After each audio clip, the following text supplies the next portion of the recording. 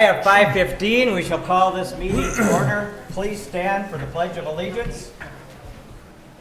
I pledge allegiance to the flag of the United States of America and to the republic for which it stands, one nation, under God, indivisible, with liberty and justice for all.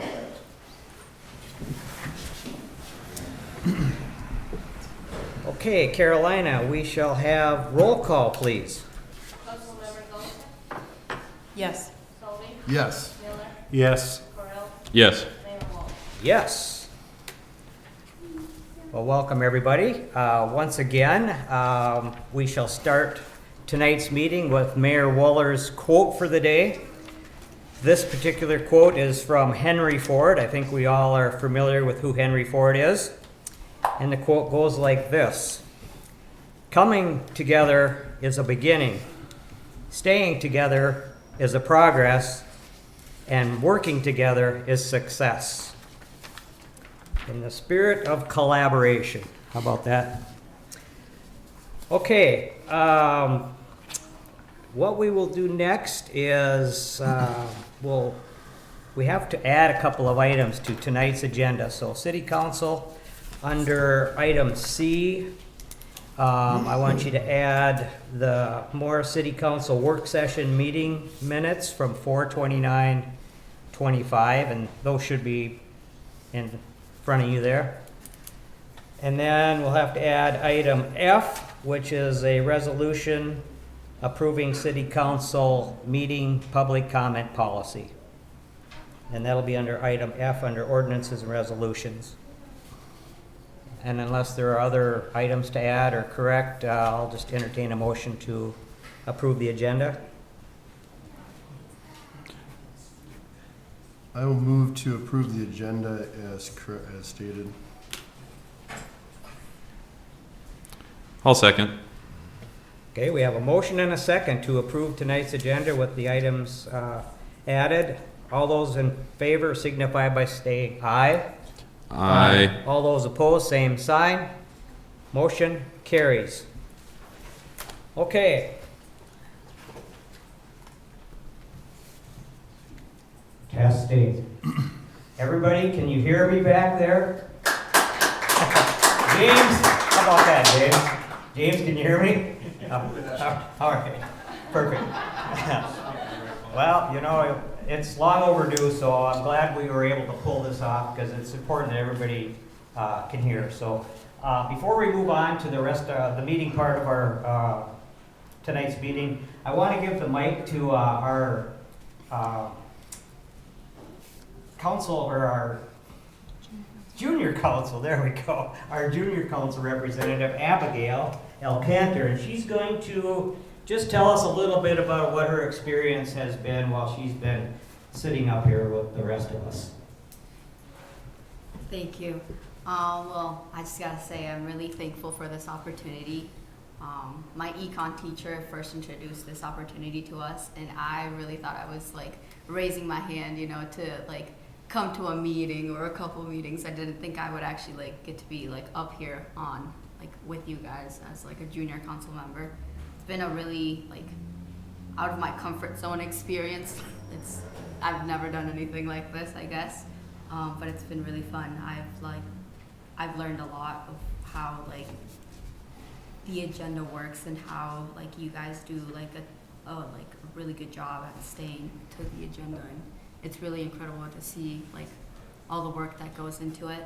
I also had a wonderful experience shadowing Rebecca for also like another project that our econ class does, and that was really fun to see like the behind the scenes work that goes into planning everything. And I'm just really thankful for all of the opportunities that this city has given me.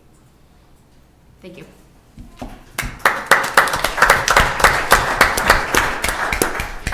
Yeah, she's the first, and hopefully we can expand on that as we go forward. It's been a fun program, so thanks for participating. In keeping with our agenda, the first item that we have before us tonight during our citizens' comments portion is we have an Eide Bailly audit presentation. So at this time, I would like to ask the representative from Ide Bailey to come forward. I'm sorry, what's your name? Courtney. Courtney, I'm sorry. Okay, here we go, Courtney. The floor is yours. Yes. And Courtney, I don't know, do you want to use the mic or can, it might be a good idea, that way people can hear you. This one? You can use that one. They should both work. This one? Yeah, there's one. Okay. Does this work? So you want to be close enough so that it can pick it up for the recording. So I can use this one? Yeah. Okay. That's Oh. one, Well, that that one one records, is- talking to that one. Okay, okay. This one is for the audience, that one is for the, Gotcha. I'll just try to Video. shuffle with it. Yep. Okay, perfect. you can use this one too. Did you say I need to turn it Just push the Yeah. button. on? Okay. Perfect. Okay. All right. Well, hello everyone. So my name is Courtney Maslowski. I'm a senior audit associate out of the Fargo office. I've been with Ide Bailey about 4 years, and my concentration is pretty heavily in the government department. So I was the main audit contact for the city's audit. So we had fieldwork week the week of February 10th, and then we just kind of have some back and forth requests, and then we finalized the report on May 6th. So this presentation is just kind of a summarized version of the financial statements, mostly in graph format, and then it also has historical data in there as well. Okay, you can hit the, and then one more time. Oh, thank you. Okay, so this first slide here is the city received a clean audit opinion, or unmodified we call it. So the financial statements were prepared using the accounting principles generally accepted in U.S. And they did not contain any material misstatements, and they were fairly presented. We come to this opinion based on our audit work. So our audit obtains reasonable assurance, so not absolute assurance. So that just means we're not testing 100% of the transactions. So this approach is just based on our risk assessment. So we spend most of our time in the higher risk areas.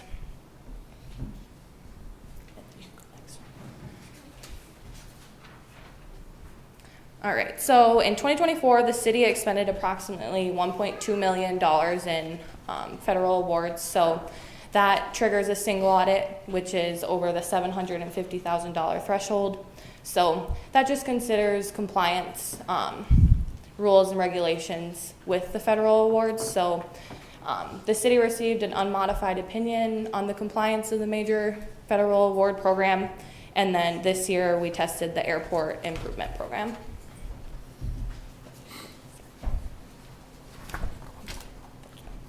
Okay, so we'll kind of go with the findings here. So the financial statement findings, the first one is the preparation of the financial statements, including proposed journal entries.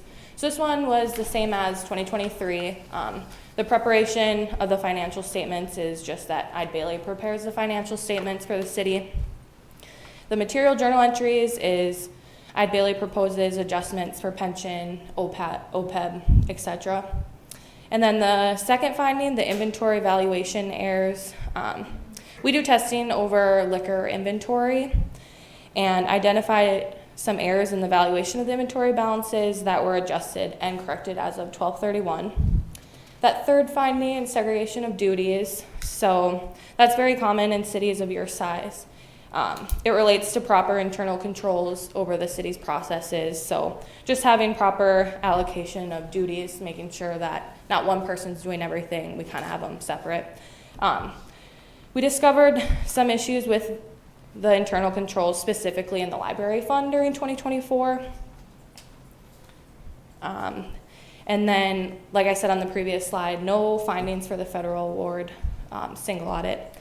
And then for Minnesota legal compliance, we found that the city did not obtain contractors' performance and payment bonds for the transit garage project. So Minnesota legal compliance requires contractors' performance and payment bonds for any contracts over $175,000.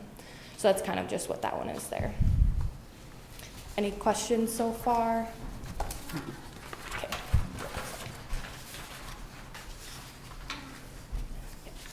Okay, so this slide just kind of illustrates the city's cash and investments from the past 5 years for the liquor fund, utilities, so the enterprise funds, and then governmental you can kind of see in 2024, it looks like all of them have remained fairly consistent or has been increasing. This does not include the capital projects fund, which is about $343,000.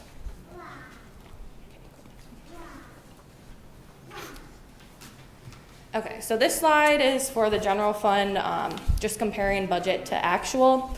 If you take a look, the actual revenues came in greater than budgeted revenues, so that's primarily due to the transit grant that was supposed to be federal, but it ended up being state funding. Also, the Rural Energy Prize Award of $200,000 there.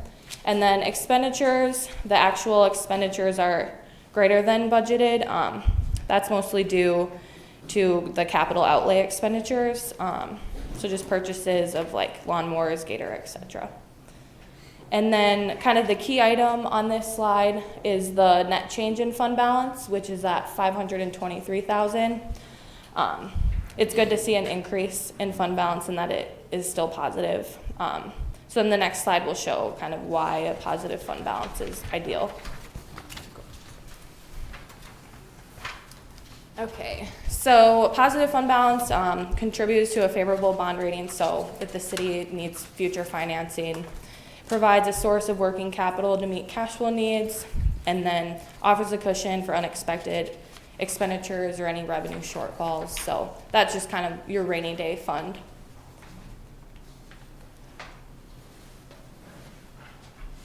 Okay, this slide just shows some fund balance categories. So the non-spendable fund balance are amounts that cannot be spent, so that's inventory and prepaid expenses. Your restricted category is legally restricted and can't be appropriated to any other spending.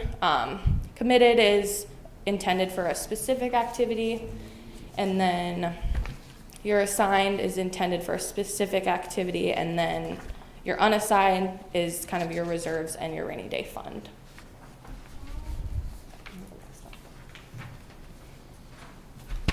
Okay, so then this slide kind of illustrates those three categories that I just mentioned. So you can kind of see that the unassigned has been growing.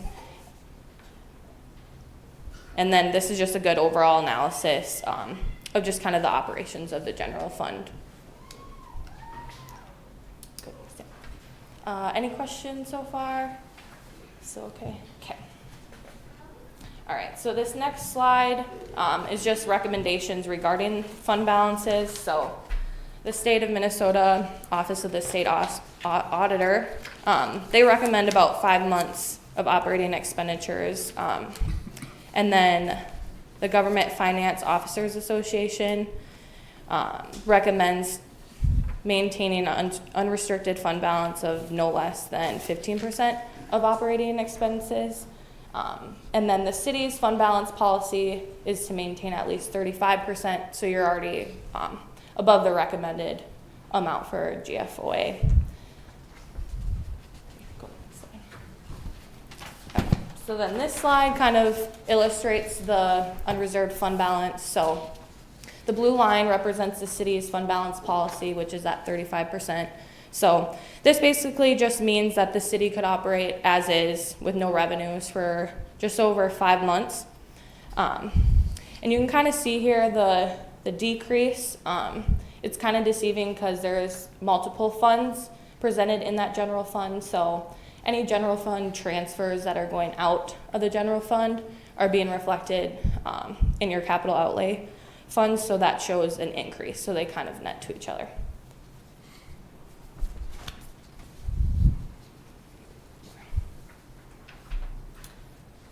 Okay, so this slide just shows your year-end fund balance for the debt service funds. This basically just shows that the decreases as the bonds have been paid off. So in the current year for 2024, debt payments about $900,000. So you can see the decrease in that fund balance from 2023 to 2024.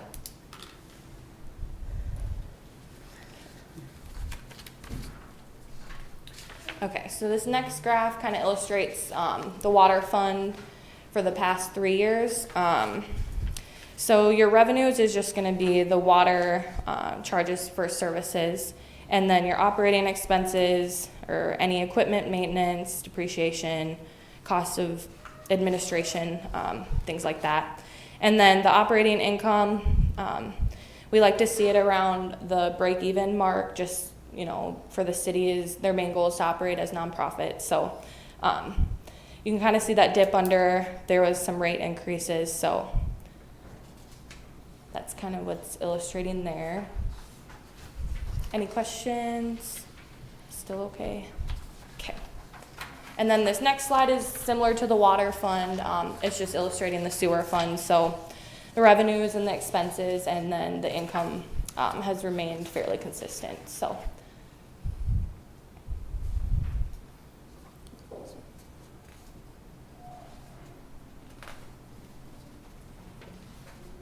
Oh, is it stuck?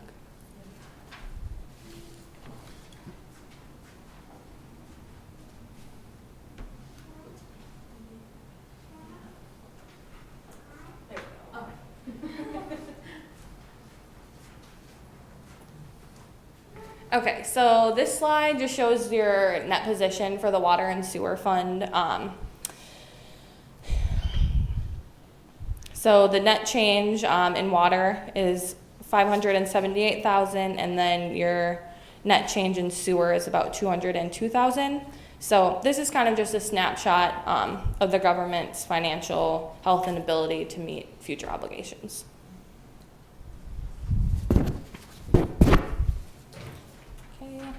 And then this slide, it shows the unrestricted cash and cash equivalents. So this kind of paints a picture for the liquidity.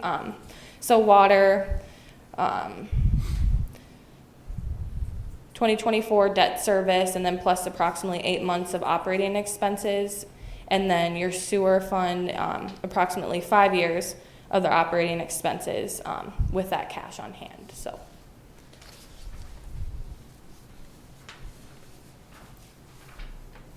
And then this next slide is illustrates the operations of the municipal liquor fund.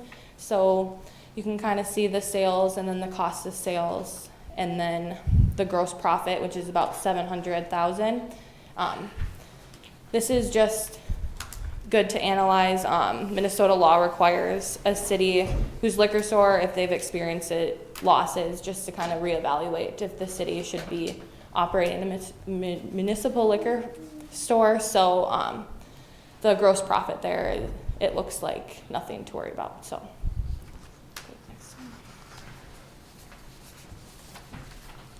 and then this slide just kind of illustrates the gross profit as a percent of total sales. So kind of the key indicator to help determine if the intended markup is sufficient to generate the revenues for the operating expenses for the liquor store. You can kind of see that big jump in 2024 just for new products available at the liquor store, so which is THC and then tobacco. So that's kind of that big jump. Any questions on anything? Any comments? I know we've been working to get to that 35% of our general operating budget. Where exactly are we? That is 44%. 44? Yep. Okay.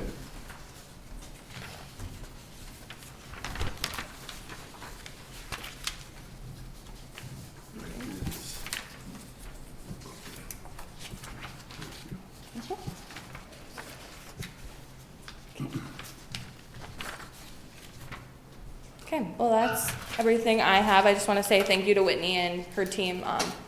She always helps make the audit go smooth, so thank you, everyone. All right, thank you. Thank you. Appreciate it. Yep.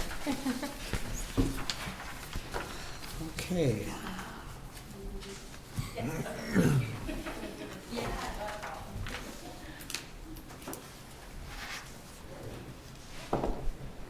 All right, I'm gonna stand up so everybody in the back can see me.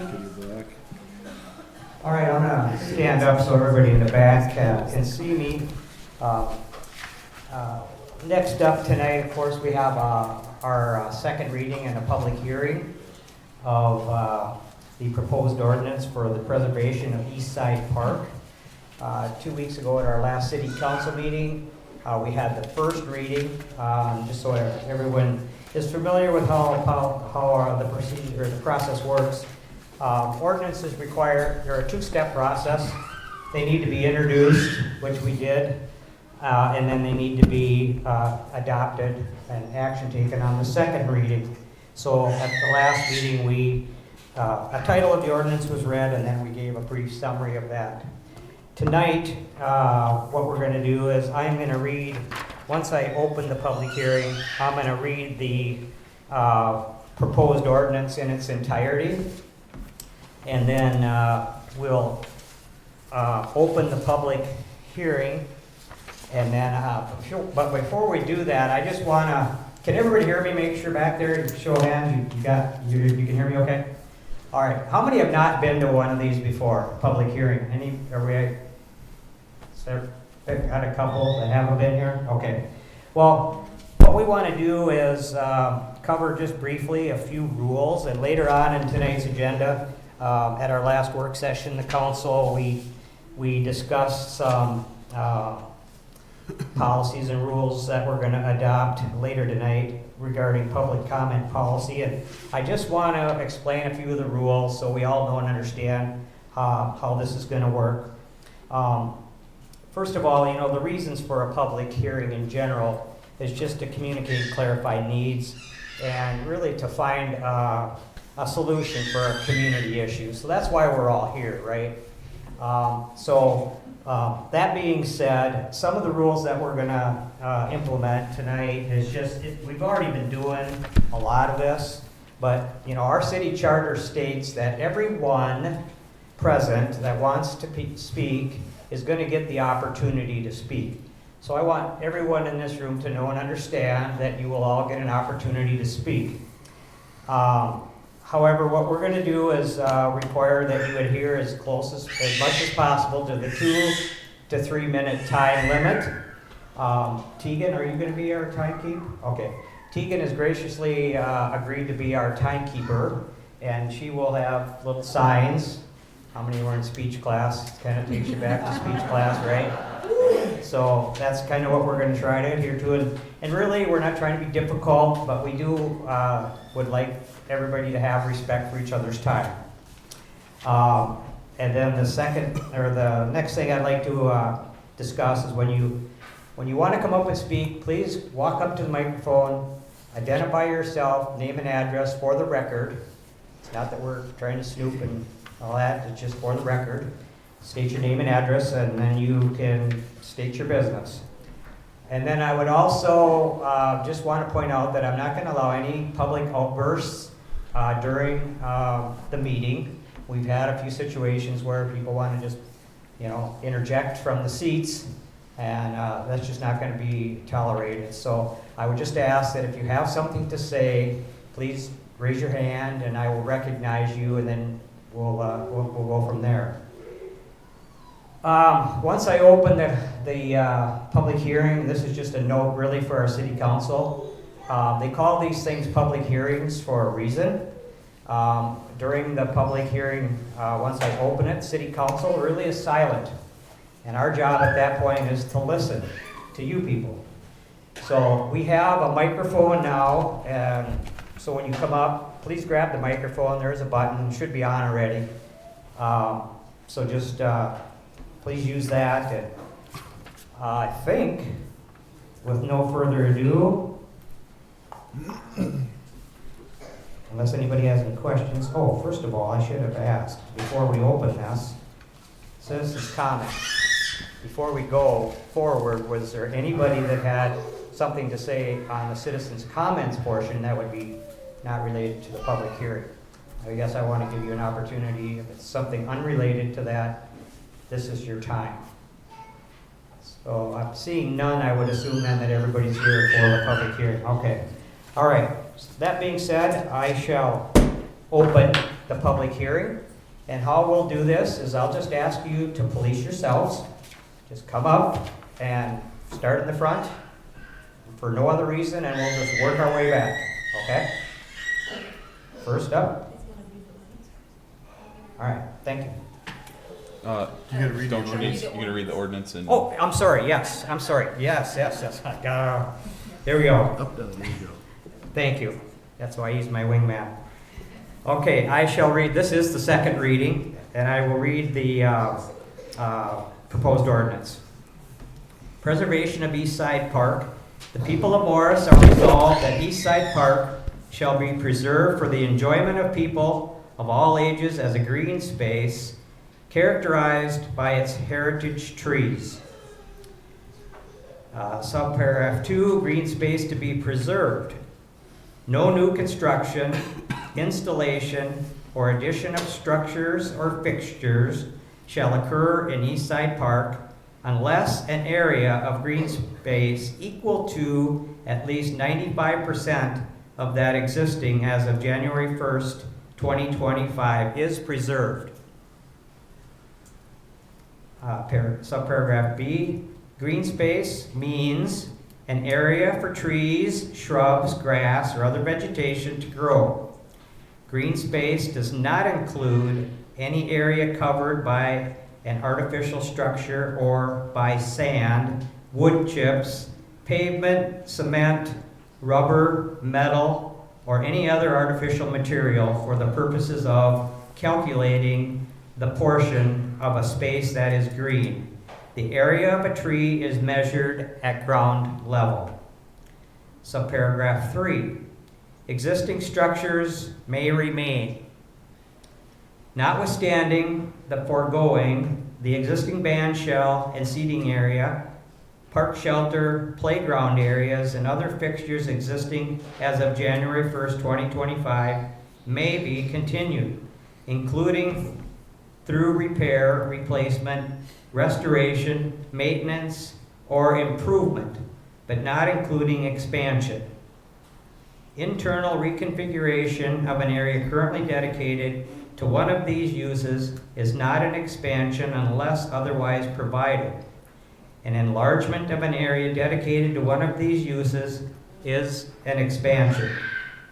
The placement of new pavement, cement, rubber, or fencing is an expansion, unless it involves only a de minimis amount of material required for the repair, replacement, restoration, maintenance, improvement, or rearrangement of existing equipment.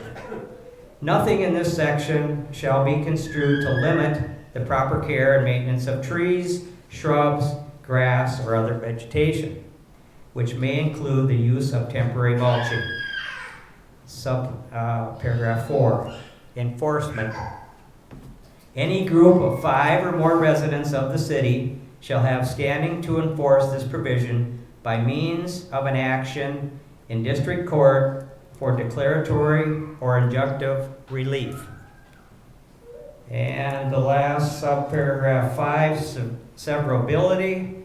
If any provision of this section is held to be invalid or unenforceable to any degree, such invalidity shall not affect the validity of any other provisions of this section, and all provisions of this section shall remain in force and effect to the greatest extent permissible.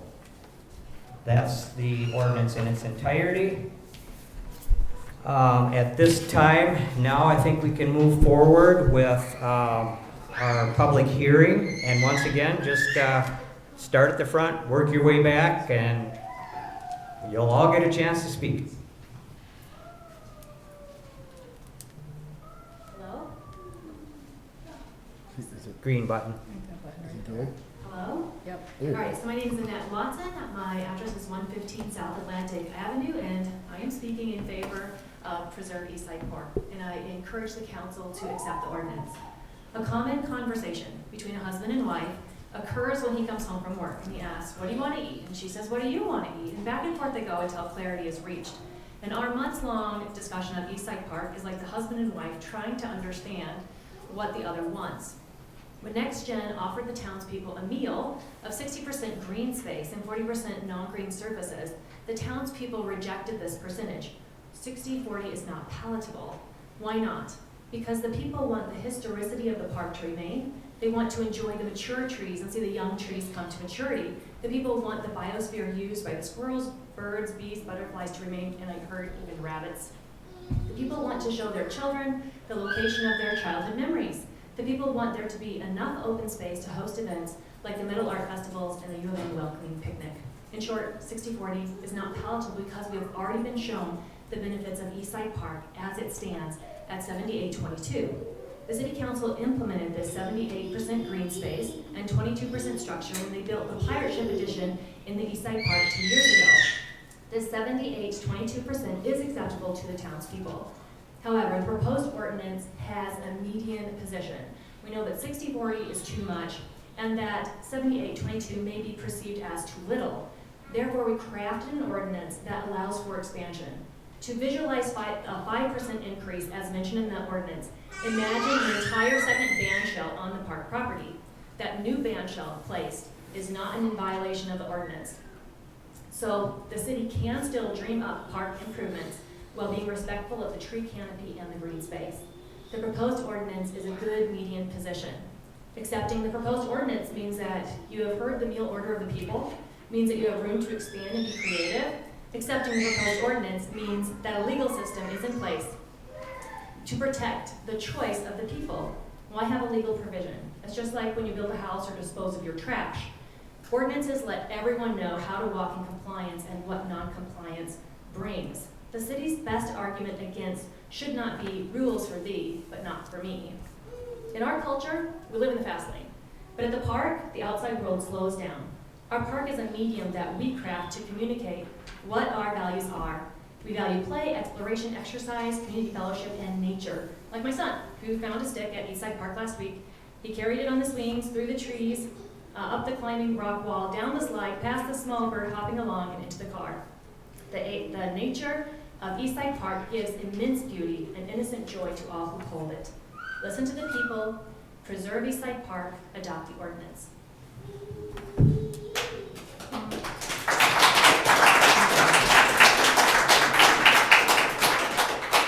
I guess I would just ask that you refrain from applauding until we get to the very end. It'll just kind of speed things along. Thank you.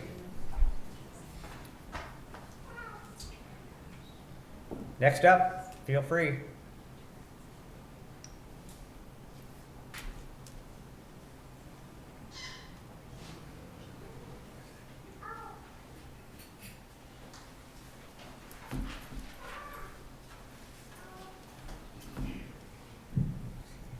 I think it's on. It's on. It's on. Good evening, can you hear me? Yes. My name is Joe Aliyah. I live at 203 East 8th Street, right across from the park. Okay, so I have just a short comment, I think. The opposition to the playground idea, I think, all stems from one thing.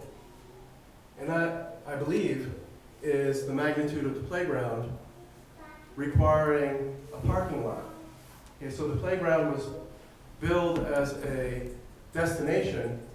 Okay, so in my opinion, the idea of the destination playground not only would change the nature of Eastside Park, but also change the nature of the neighborhood. Okay, so I think at issue here is not only preservation of Eastside Park and the trees and the green space, which I'm in favor of, but it's the aspect of putting a large project in a small park and changing the nature of the whole neighborhood that surrounds it to something that's not quite the residential place that it currently is. So I think all of the issues regarding the playground idea could occur again with some other project. Okay, so I think I'm in favor of the ordinance personally. I know a lot of voters are, and I would encourage the city council to accept the ordinance. Okay, thank you. Thank you. Next. Thank you. Yep. It's on. I'm Miriam Gieske. I live at 504 West 8th Street, and I teach biology.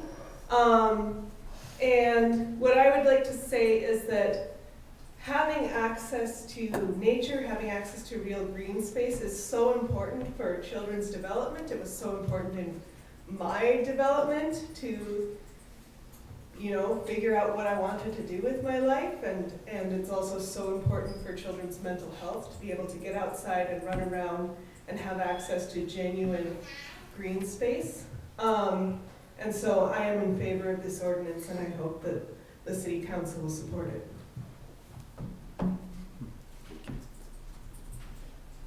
Thank you.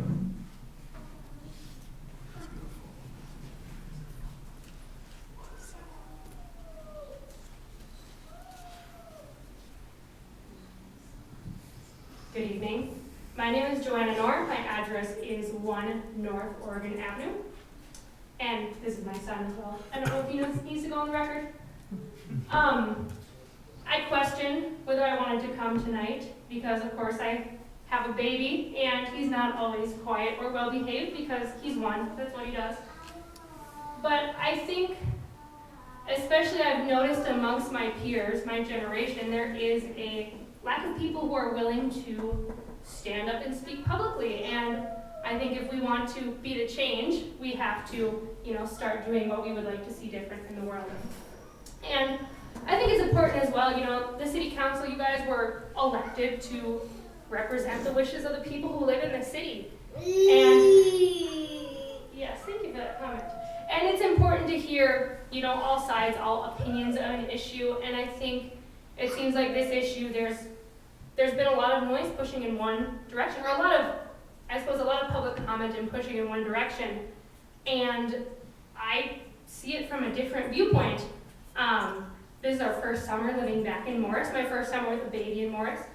And yeah, I really wish that there was a better playground at Eastside Park, because we go there a lot, and it is a, well-trafficked area. I wish there was a playground with a fence, because sometimes my kid likes to run all over, and I wish there were a fence to keep him out of the street, because sometimes I just can't keep up with him. And I only have 1 kid, so I can't imagine what it's like once there's 2 or 3 or more. And I also think that, as we look at putting ordinances in the book, we're really handcuffing the future generations of our city to something that seems like a real deal breaker today. And I just don't know that it's really helpful that this is going to be something that lets us be flexible and respond to the needs of the city, because we know that the city changes, neighborhoods change. The last home I lived in, I thought I was going to be there forever, and we were there in 5 years, and we had to move. So I just think that, things are going to change, our needs are going to change, and putting an ordinance on the books is relatively easy, but taking one off can be really difficult. So I would encourage you all to not adopt this ordinance, or at the very least turn it over to the voters of Morris. I think with the playground initiative, the people of Morris spoke and said that they don't want that project there at that time, but in the future things could very well change, and let's let the democratic process work again. So I don't think adopting this ordinance right now is correct for Morris. I think we need to leave ourselves flexibility to continue to let the democratic process work in the future. Thank you. Thanks.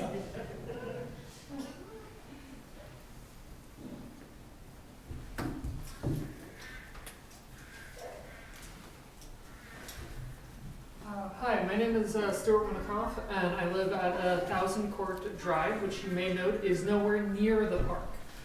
That said, many of you who do live near the park will note that I am there literally every day, because I love to walk my dog. I love the green space. I love the ability to meet up with people there. When I first came to this city over 20 years ago, as a brand new student, one of the first places that me and my family went was to Eastside Park, because you had the green space, you had the ability to do a picnic, you had the ability to do large gatherings. To this day, we're meeting up with relatives when they come to town. We want this to be a place where people can come and meet. Well, having a place where it is open for multiple uses, a green space, is a really valuable thing, especially because we don't have that many in this downtown area. Now, if we're trying to build better parks, there is green space we can use elsewhere in park. There is places to expand. There's still green space over by Eagles Park, for example. There is places we can build. But having something that is literally a walk away from Willie's, which I have seen students do currently, like I used to do as a student, you grab some food at the Willie's, you bring it over to have a picnic. Having that ability of that multiple use space, and again, I also work with young groups that actually try and engage in the community, bring them into the town. One of the best places to do these gatherings is out in that beautiful green space. And as pointed out, having things like the Metal Art Festival, as well as other potential things like the summer music, is much harder to do if it becomes more built up. So leaving those opportunities to the future, because the moment you start putting structures there, you limit what you can do in the future. So I personally vow keeping those possibilities. Keep those possibilities, keep it green, leave something for us to use another 20 years on.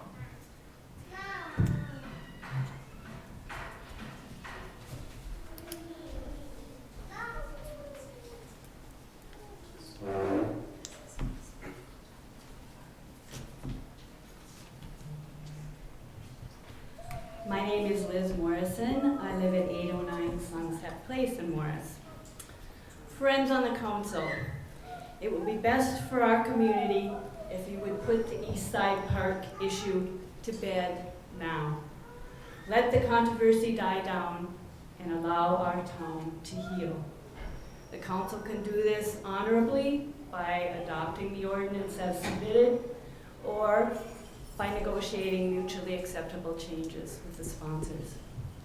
Of course, the city council can send the ordinance to a citywide special election, but there's a risk with this course of action. Is it a risk worth taking? Regardless of the outcome of an election, I think you all know that a campaign, an election, will only cause community divisions to deepen. In the big picture, is this wise leadership? Let's talk political realities. A special election is expensive, up to $10,000, we've been told. Passing an ordinance by referendum would make it harder, politically speaking, to amend later, something that the community may want to do. But I think many elected officials would be reluctant to overturn or change a successful referendum. We realize, of course, that supporters of the ordinance might not prevail in an election. Special elections are hard to predict.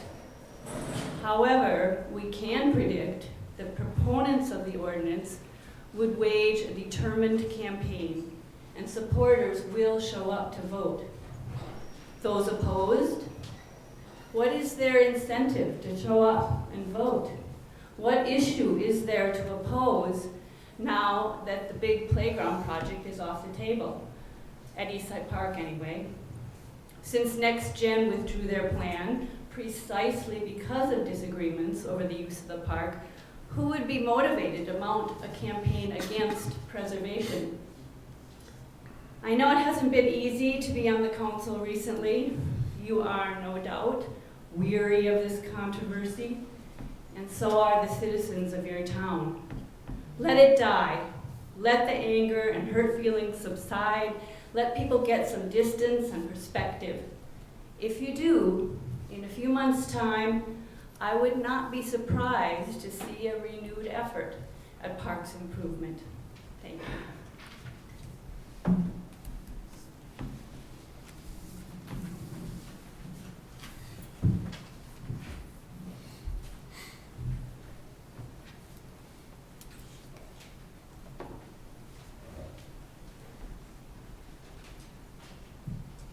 Hi, I'm William Machkasta. I live at 409 East 6th Street, and I would also speak in favor of adopting the ordinance. I think there was always a question of why East Side Park. The city did a lot of improvements, nobody objected, and then all of a sudden there is all of this discussion about East Side Park. And I remember when I got into this town over 20 years ago, and how welcoming this park was, and how many of my memories are of welcome picnic and concerts and other events, or just the ability to go there and read a book or meet up with someone. And when I talk to people, I think many people feel the same way about this park. I also would like to point out that the idea of the ordinance was always to bring back the question of whether the accessible playground, whether East Side Park is a good place for it, and whether the project was a good project for the East Side Park. It wasn't intended to just get rid of the project. And I think the group that was putting together the ordinance was very clear about it. Let's negotiate, let's come to the table, let's discuss. That unfortunately did not happen, but I hope that the ordinance brings back the ability to, on the one hand, to preserve the greenery at the park, and on the other hand, if there are any improvements, which can still happen, to have an open, transparent, inclusive, and hopefully not divisive process for adopting new developments.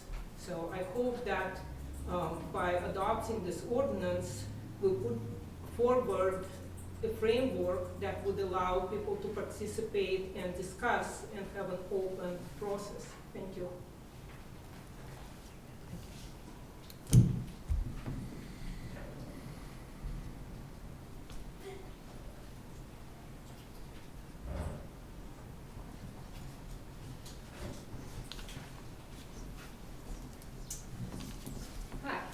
How you doing?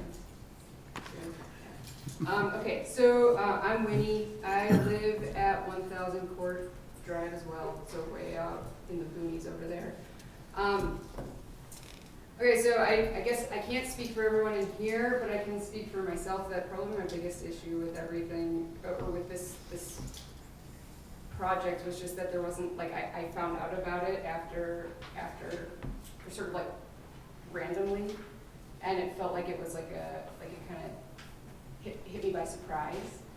And so I wonder if some of the sort of pushback has been because of lack of transparency. Now that might not, I think that might have more to do with sort of where we can get our information and sort of access to sort of the cliff notes of what's happened at the city council meetings, and maybe there's a better way to transmit that information to the public.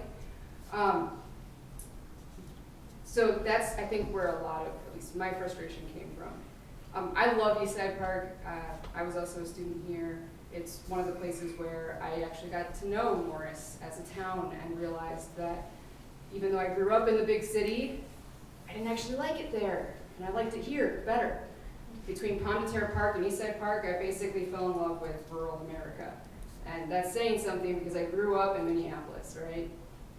I'd rather be here. I don't want to be there. I think that a couple of things come to mind when I think about, potentially adding a park, which I'm all for having a destination park if that's what the city wants. I would say that maybe one thing to consider though is perhaps think about, what is the cost of maintaining a new park in the future? Let's say that this comes up again and we want to have a different site location for it. That'd be great, but is it going to cost a bunch of money? And do we have enough money as it is to maintain our current parks? I think about Pond de Terre Park and the amazing amount of poison ivy there every year that I run into. And it would be nice to sort of manage that before we start building a new park that we're going to have to invest in. So that's just something that I think about. And then I think the last thing is I want to make it clear that I think that green space is awesome.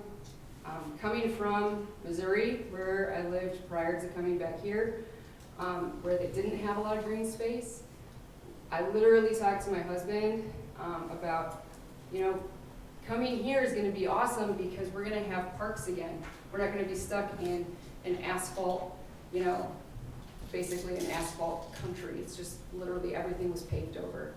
And so it's nice to get back to green space and know that that's an asset to the community. Thank you. Thank you. Oh, very good.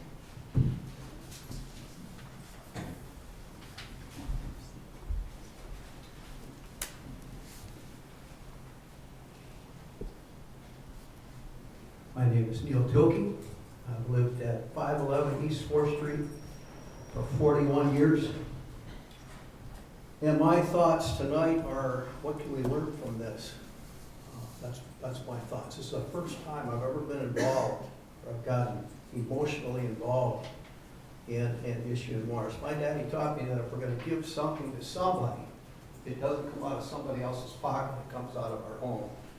And so when I learned that the people around Eastside Park were being disenfranchised, I hopped in. Because I want this community to have a culture of not taking advantage of the disenfranchised, even if it benefits me. And trust me, it's come at a cost to me. You know, some of my neighbors, we've had issues over this. They have gotten up here and talked for the opposite side. And I've gone to work and mended fences. I would encourage our city council to mend the fences with the people in this room. They voted for you. I kid you not. I voted for you. I thought you would protect the disenfranchised. And I was really disappointed that somebody here didn't stand up and say, wait a second, whose pockets are we taking this out of in order to give it to somebody else? Wouldn't have made any difference to me if it had been $2 or $3 million. Wrong is wrong, right is right. So I would hope that since these people voted for you, that you would take time to press some flesh tonight. Go shake their hands. Say hi. They're not your enemies. These people did not go looking for this issue.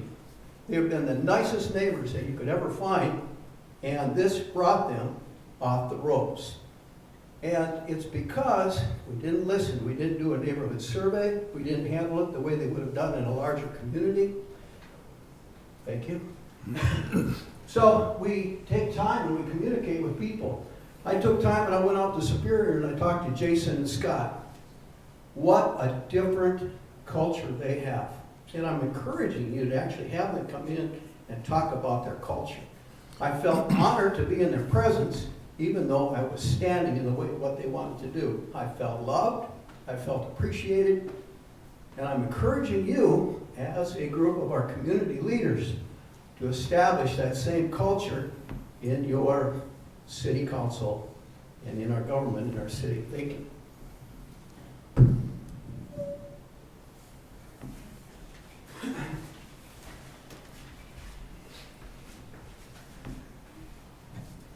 Hi everyone, my name is Emma Morris. I have nothing to do with the town other than living here, no family. I'm 30 years old, do not have kids. I actually rent at 303 East 8th. So I felt that maybe I shouldn't be heard. Maybe that my situation is different to a lot of these people. But I didn't get up at the last meeting in January, and I regretted it.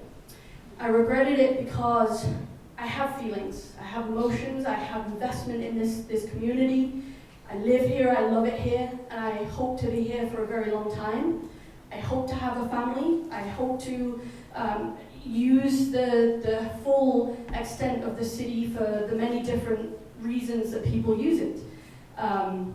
Being that I live right by East 8th, on East 8th, I also can see the park from my window. And I love it. I love the green space. I am in favor of the ordinance. But I think at times this has become a demographic issue. At times this has become, maybe an older versus younger issue. And I'm standing here as a 30-year-old saying that I love the green space. I hope that we can keep it. But I'd also like to say that I really loved the playground idea too.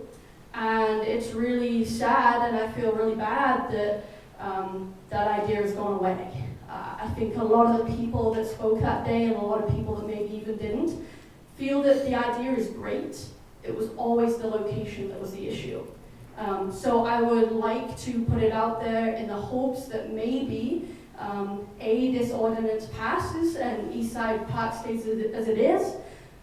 But in the future, I really hope that maybe we can actually find the right location and that something really awesome can come from this very emotional ordeal. So thank you for hearing me out.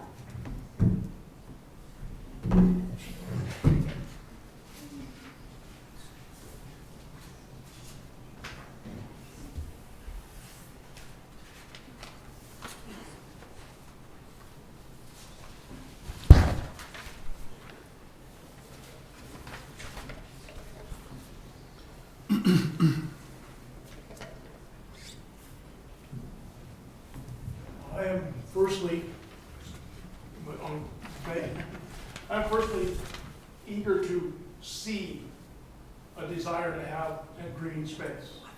Bob. Name and address, please. My name's Bob Towner. Address? 5 North Court Street, Morris. Thank you. But I would caution that tying a hard number like 95% may limit opportunities in the future. I get that there's a limited amount of space, so you are tied to that's what you got as it stands right now. But there could be a wonderful idea that everyone would love, and we had 5 people say, nope, that's outside the 95%. I caution that maybe we don't want that number in there. Thank you. Thanks.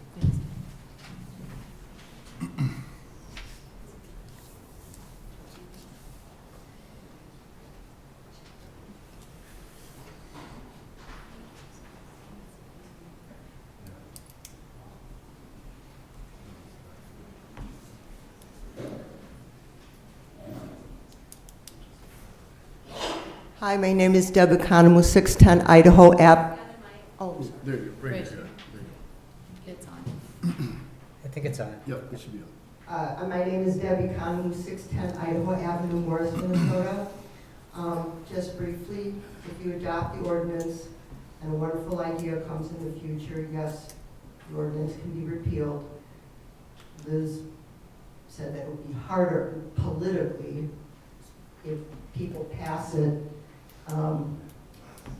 But the bigger thing I want to say is I'm touched by the younger people that speak to it, and I'm speaking to my younger self now. When it's 95 degrees and 93 day after day in May in Minnesota, and I've been gardening, and I bike everywhere. Anyone who knows me knows I bike. You pass by a house or a park with trees, and it is cooler on your bike, and you can't wait to get there. If we cut down every big tree in this town, I can't even, maybe it's too late and it doesn't really matter. But for the sake of the little ones, give them shade. Because if it's 95, 100, and 120 degrees, nobody's going to be playing outside. That's all. I'll take it. Hi, I'm Jacob Brooks. I live on 405 East 5th Street. I'm against this ordinance. I feel like 95% is limiting us to add nothing for safety for kids. I know a couple kids that's been hit by cars just crossing the street trying to get to Eastside Park on their bikes. I think we need to at least give it a little bit more room. And then why can we not elect these people that are going to be doing this ordinance? Why is this just a choice? Hey, we're doing this. We're going to sign these people. We should have a voice. I just heard about this yesterday. That's why I came in here. I just think that we needed more information about it before just jumping in. Thanks. Yep.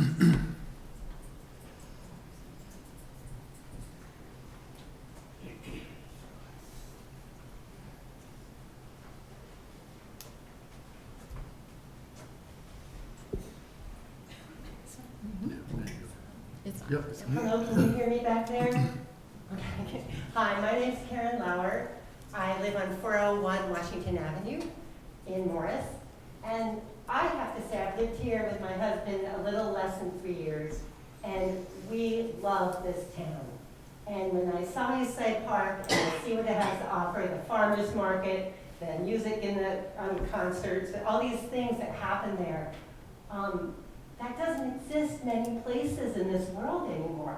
And I am for the ordinance, and I love this neighborhood. I love the people that we've met here. It's just been a good spot, and I would like to preserve it as much as we can. I was joking with my husband, and he was saying, yeah, a park would be great. A destination park would be great. And I'm thinking, yeah, but not there, and maybe not even Pomme de Terre. Why not somewhere on 28th where there's land that can be in a park where a destination park means lots of people will go there. It could be crowded, there could be a lot of people. And it's just something I threw out there, and my husband's shaking his head and rolling his eyes, but it was just an idea. But I was so impressed with Next Gen and how they presented this. And kudos to them. And I know the last meeting I was in, we're all saying, well, let's work together. Let's come up with a good solution. So I am in favor of. Thank you.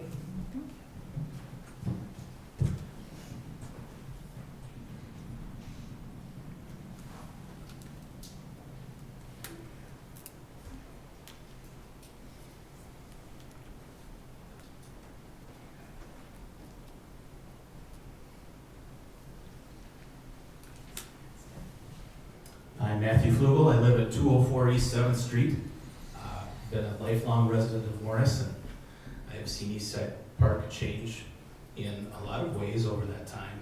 I'm not in favor of this ordinance because I feel like it is way too strict. I feel like it's tying us to something that I don't think we need at this point. The only other thing I have to say about this is I was honestly a little disappointed in the way the petition was presented to a lot of people in town.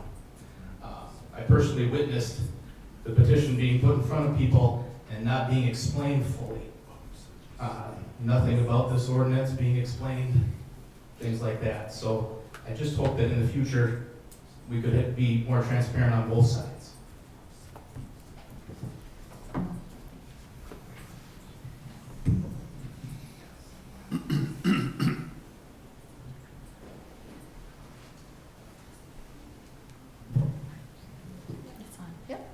Can you hear me? I'm Julia Hoffman. I live in 8 Brook Street in Morris, Minnesota. I'm family practice doctor. I'm mother, wife, resident of Morris for about 20 years. I speak strongly in favor of the ordinance. Eastside Park is lungs of Morris. It provides us green space, improves air quality. It gives us a place to come, to socialize, to rest, to eat a lunch, to do beautiful events like Kiwanis, talent shows that my family, my 4 children grew on, metal art event, birthdays and anniversaries. We need to preserve Eastside Park as it is. I like precise number of 95% in the ordinance. We need to preserve 95% of the present green space as of January 1st, 2025. It is good to have that. It is good to know that we can, city can make improvements on the structures of the park, but do not do expansion of it. Green space is important. And I want to address what the previous speaker told about when we collected signatures, how we explained to people. I was one of the people, multiple people who collected signatures. I would read the ordinance, I would show the ordinance. If person in front of me said, I don't want you to read an ordinance, I would summarize it, and was transparent, honest, and straightforward. How else? How else can I do this job? And I understand that there is individual, there are many of us who collected signatures, there are many people around who signed the signatures. I also want to say that there were clearly three groups of people. Some people say, oh yes, I know what it is, I want to sign it, without waiting for me to read the ordinance or explain it. They know about it, they just wanted to sign it. Other people know about it and said, no, we know about it, I'm not going to sign it. Which is thank you for your time. And the third group of people say, yes, I want to preserve a said park, but I don't want to sign it. I don't want to get into that. Thank you for your time. So honest, straightforward, and to the point. That's how we collected signatures. Thank you for your attention. I'm speaking strongly in favor of the ordinance.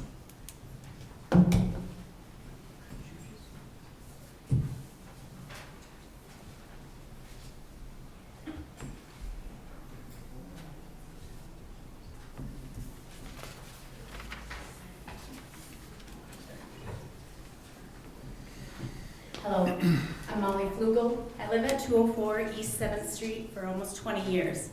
My husband and I have 3 small children who use that park almost every day, and I'm so sad that project was dismissed. Everybody on my side of the street, the south end of 7th Street, completely support that playground.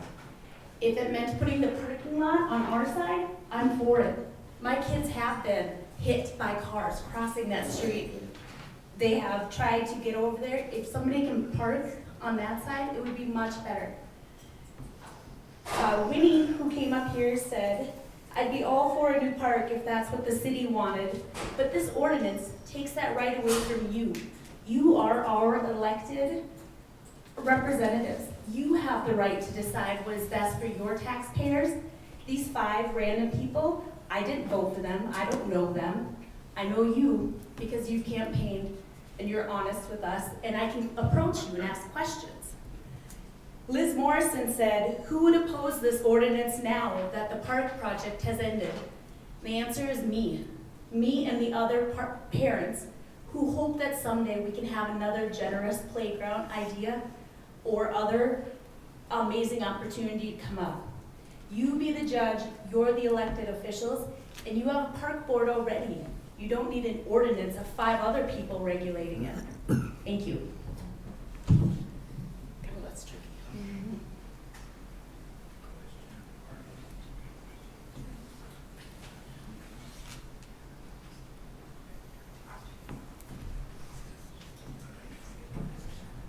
My name is James Moore, 306 South Street, Morris, Minnesota. I'm here, I'm standing in for my wife. She got sick last night, and I just thought I should at least say something. I've been to most of the meetings that have come and learned a lot. I have said very little except to have mics, but and thank you for that. But anyway, all that, for me, as just a viewer for a lot of different meetings with really interesting people saying things, I couldn't figure out why, when the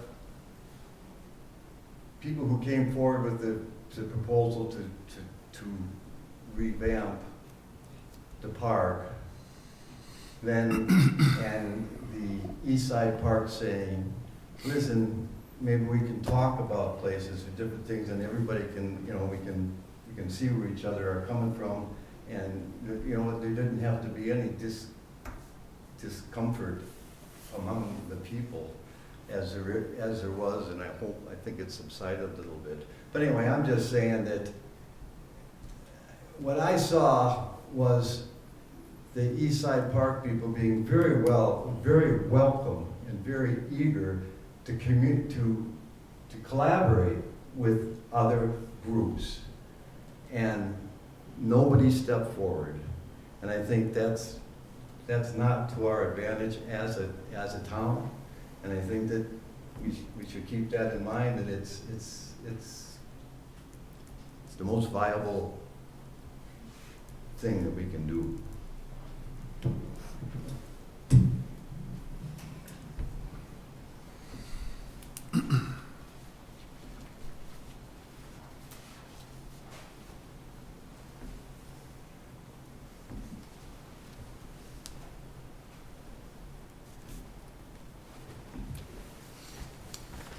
Okay, well, do we have anybody else that would like to approach the microphone during this public hearing portion? Seeing none, I guess I would like to just make a couple of quick comments before I close the public hearing myself. First of all, I failed to early on let people know that on that table over there you will see some music in the park brochures. For those of you who haven't heard, our chamber director, Sarah Lindquist, is working really hard to try to get some entertainment planned for the park. There are 3 different events she's got scheduled now. There's 2 in June, 1 in July, and she's trying to work on something for August. So pack the park, you know, come on out, bring a chair, sit in the shade, and just listen to some music. So grab a brochure on your way out, and it will be available online too. So, and really, I really want to applaud and recognize Sarah. She's working really hard to try to get things going in that area. So I just want people to be aware of that. How many park board members do we have present here? Could you guys stand up, please? I think for those of you who don't know the park board members, I encourage you to really recognize and applaud them because they have a tough job. And really, I want to recognize not only the existing and present park board members, but also for those that are listening. You can sit down now, Annette, thank you. But I want to recognize the efforts of our park board over the years because I've talked to many people that come to our community, and the first thing they talk about is how wonderful our parks are, what a great park network we have. And that's really, those people have worked really hard over the years, so we need to really be thankful for the parks that we have. I guess I want to just wrap up with this.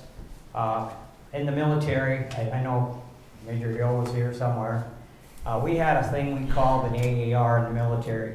It was called an after-action review. And after every mission we had, we always sat down as a group and we talked about, okay, what went right, what went wrong, and how can we get better? Well, knowing in the military, when you make a mistake, people die, okay? Well, we're not to that extent here, obviously.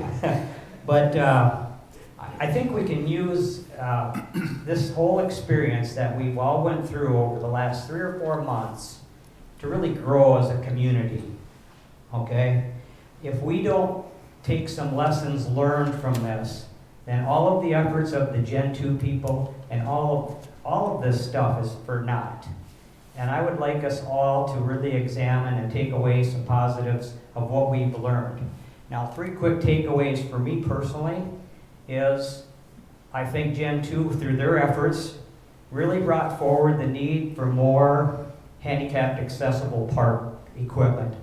Okay, and I think we all as a council and as a community need to address that because that is a very important need that needs to be addressed. That's what went right. I guess what went wrong, I guess in my view of this and looking back, not to point fingers, but I think the communication process in general could have been better. I don't think anybody in this room would probably argue that. So I hope for future, and I use that word future because I hope there are future development plans for not only our parks, but for our community. And the only way we're going to be able to do that is if we have a spirit of collaboration and transparency. So those are the 3 takeaways, and I think we all need to ask ourselves, how can we get better and do this right next time? So that's really all I wanted to close with. If there are no other questions and nobody wants to approach the council, I will close the public hearing. And then I will, at this time, we can bring it back to the city council for action.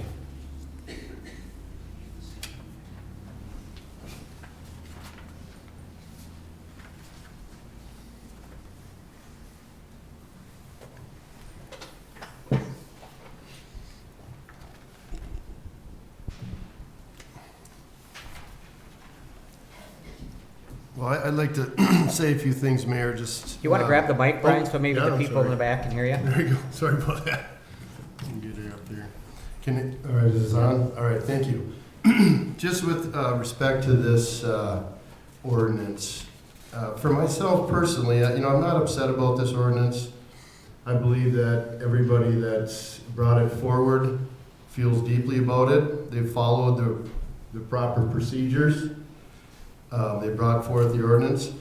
And now I think, I've heard here a few comments, put it to bed, heal the community, do these things, adopt the ordinance, okay?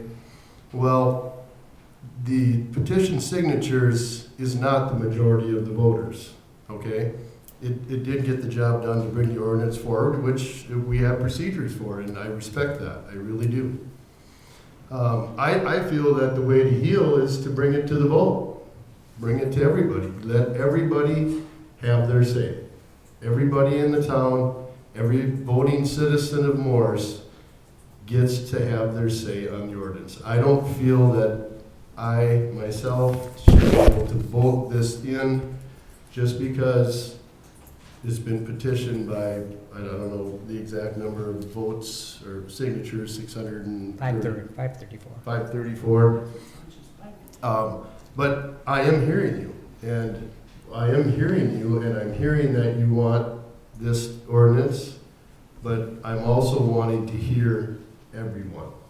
And so I'm not in favor of moving forward on this ordinance. I'm in favor of letting it go to a vote.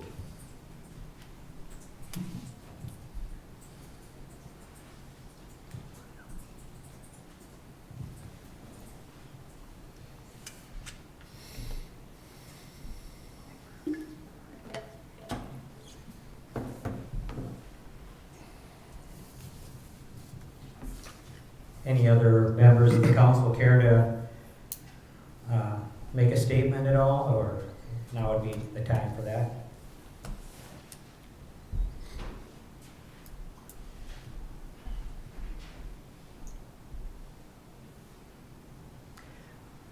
Just so everybody knows and understands how the procedure or this process will work, if there is no motion made, or even if there is a motion made, and it doesn't get a second, the motion dies, right, for the lack of a first or a second. And so it's really up to the city council. These are your elected officials.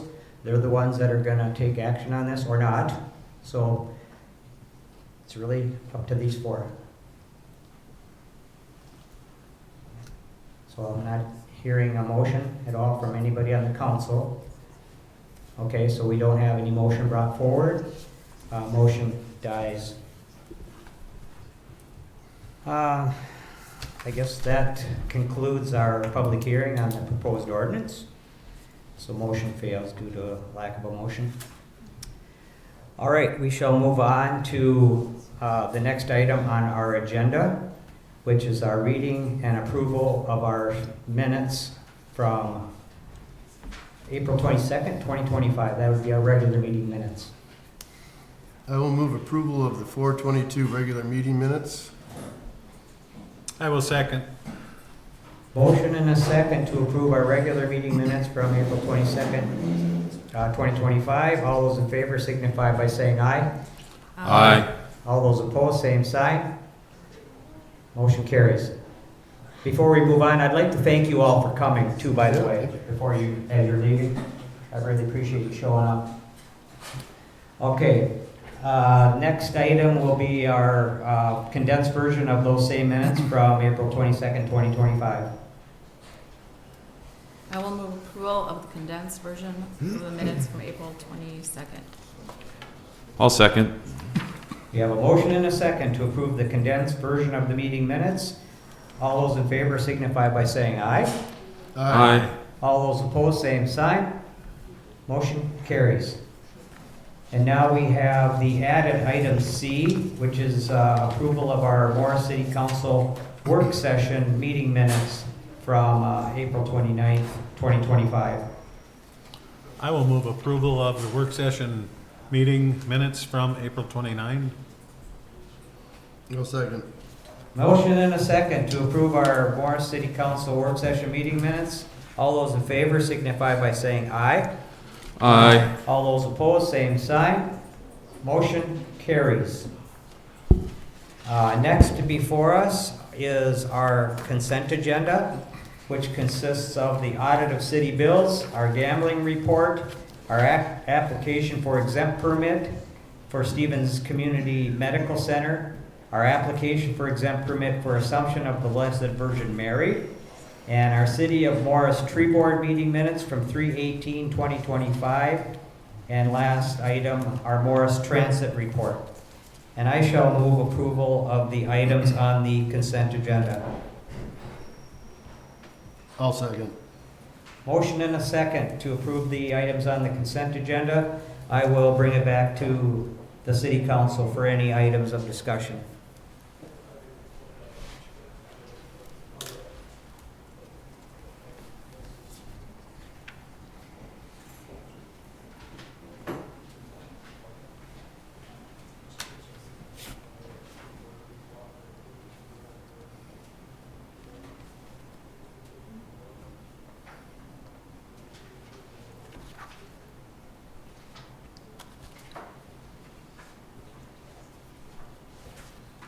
Hearing none. If there are no comments or questions, we have a motion and a second. I'll just ask for a voice vote on that. All those in favor signify by saying aye. Aye. All those opposed, same sign. Motion carries. We will move on to petitions, requests, and communications. We have a Downtown Tree Plan, City of Morris by Sue Granger. Are we gonna allow? Does she want to speak? Yeah. Okay. And yeah, I'll just get to that first. Sue is here, and she's going to speak to us about the Downtown Tree Plan for the City of Morris. Thanks, Sue. I think it's on. I think, yeah, is it green light on? Yep. It's okay. Is it on? Yes. There you go. Sorry about that. You should have a copy, hopefully, of the downtown draft tree plan. Today, the tree board is presenting it, so I'm speaking on behalf of the tree board. We are hoping for discussion and adoption of this plan. The tree board started working on this plan last fall, and I think it was at the request of the city council, pretty sure. And it's been through several rounds of editing through the tree board. On April 4th, we brought the plan to the City Council Subcommittee, which consists of Kim and Brian and Becca and Russ. And so Margaret Kuchenreiter and I met with Kim and Brian, Russ and Becca. We had a very good, very lengthy meeting about it. Probably over an hour, maybe hour and a half meeting. Kim and Brian had a lot of questions, both general policy questions and very detailed questions. And so now we are bringing this draft to the full council for discussion and adoption. So just to give you a few highlights, it's 9 pages basically, and with 2 appendices. The first appendix is an inventory, very detailed inventory of all the tree pits, sidewalk tree pits in downtown, with species, locations, and a recommendation for each. Jay Fear did most of the legwork for that. The last page is Appendix B, and that's a suggested sequence for replanting empty pits. So on page 2, there's a summary of the benefits and goals of the downtown tree program. So there's a few points about the benefits of trees, obviously saving energy, etc. And they visually soften our downtown. They make Morris a welcoming place, and a lot of cities in Minnesota have downtown trees, as I'm sure you know. Some of the goals of the program are the trees need to require very little maintenance, so there's no fruit, there's no large seeds, maintaining a neat, attractive appearance, maintaining the necessary clearance above the sidewalk and street. So there's a section in there on existing conditions. So it discusses there are 82 tree pits planted in roughly 3 phases. There are 44 of the pits on Atlantic and 38 on side streets. They usually are 1 to 3 trees per block face. All of the pits, except for there's kind of an odd row on the along the north side of the State Farm building, just south of DeToys. Those are from the 70s, but all the others of the 82 were cited by Jay Fear when he was the city's engineering inspector.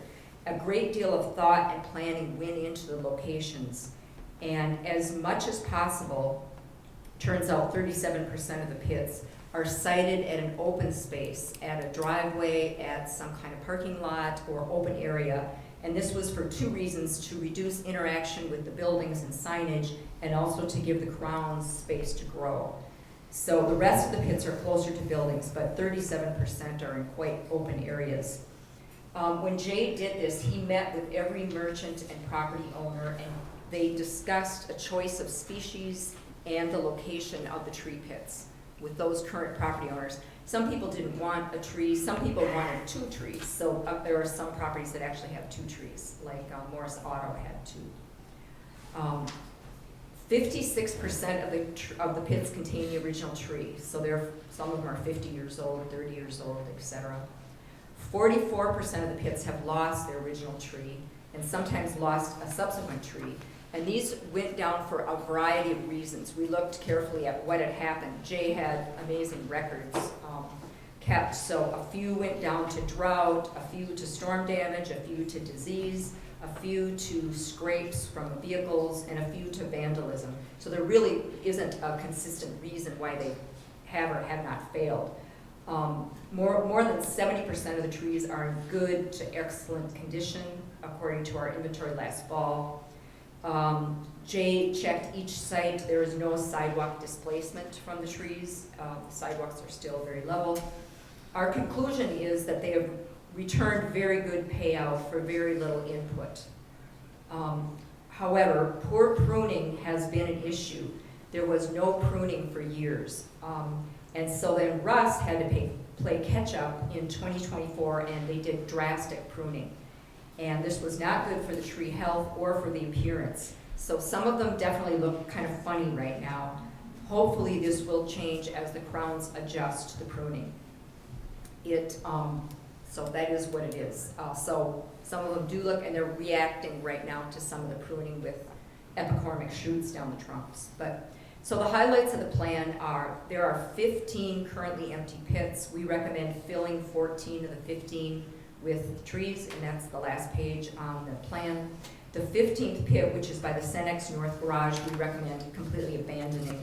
Bad place, too crowded right there. Pages 5 and 6 contain recommended species, and I wanted to make a point there in that a lot of downtowns have trees, and growers have developed new cultivars that are more columnar. And so those recommendations are pretty much mostly columnar trees. These new varieties have more upright branching, less of a spreading crown, and fit better in a downtown setting. And so that's our recommendation. So some of the current trees were not that when they were planted.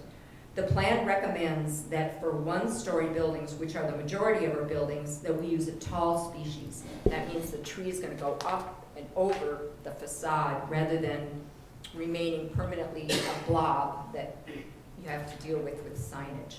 So that's an important recommendation. Examples of those trees that go up and over are by Town and Country, by Someplace Safe, by Napa Auto Parts, and when you look down the street, you can see that there's an advantage to that. The plan also recommends on page 4 that before the trees are planted, we meet with the property owners, discuss concerns, and then make a plan for how to mitigate those concerns. So we will make a plan for how the trees should be pruned to avoid signage or other conditions. Some property owners might have questions about snow removal or vandalism, and we can include mitigation measures for those issues. In other words, the idea is to identify and discuss concerns and then make and implement a plan to mitigate them. Brian and Kim had a lot of good ideas about that and about bringing this to the downtown business community also to get their reactions. I think that the plan as written has enough flexibility that I don't think anything that the downtown business community would suggest would require modification. It has flexibility built into it. So in conclusion, the plan contains strategies and details, especially the right species and early and consistent pruning, which the tree stewards can help with. But together, these details and strategies, I think, will help us continue this legacy of a healthy, attractive, and welcoming downtown. So I'd like to answer questions. Russ is, I think Russ is here too, and Jay is here too, and they both worked a lot on this. Russ has had a lot of input. There are also technical things in the plan that I haven't described to you, but they're there, some maintenance recommendations.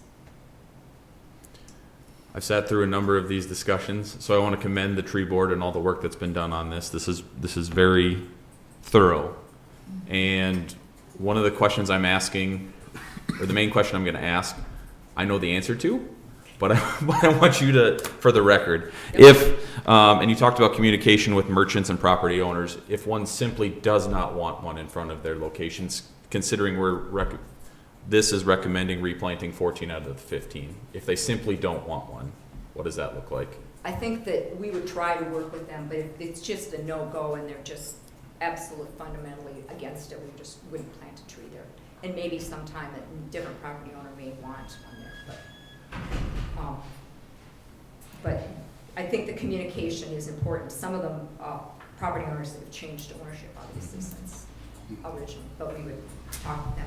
I also did mention that this plan doesn't recommend removing any of the existing trees either, just those as they die, replace them, I guess.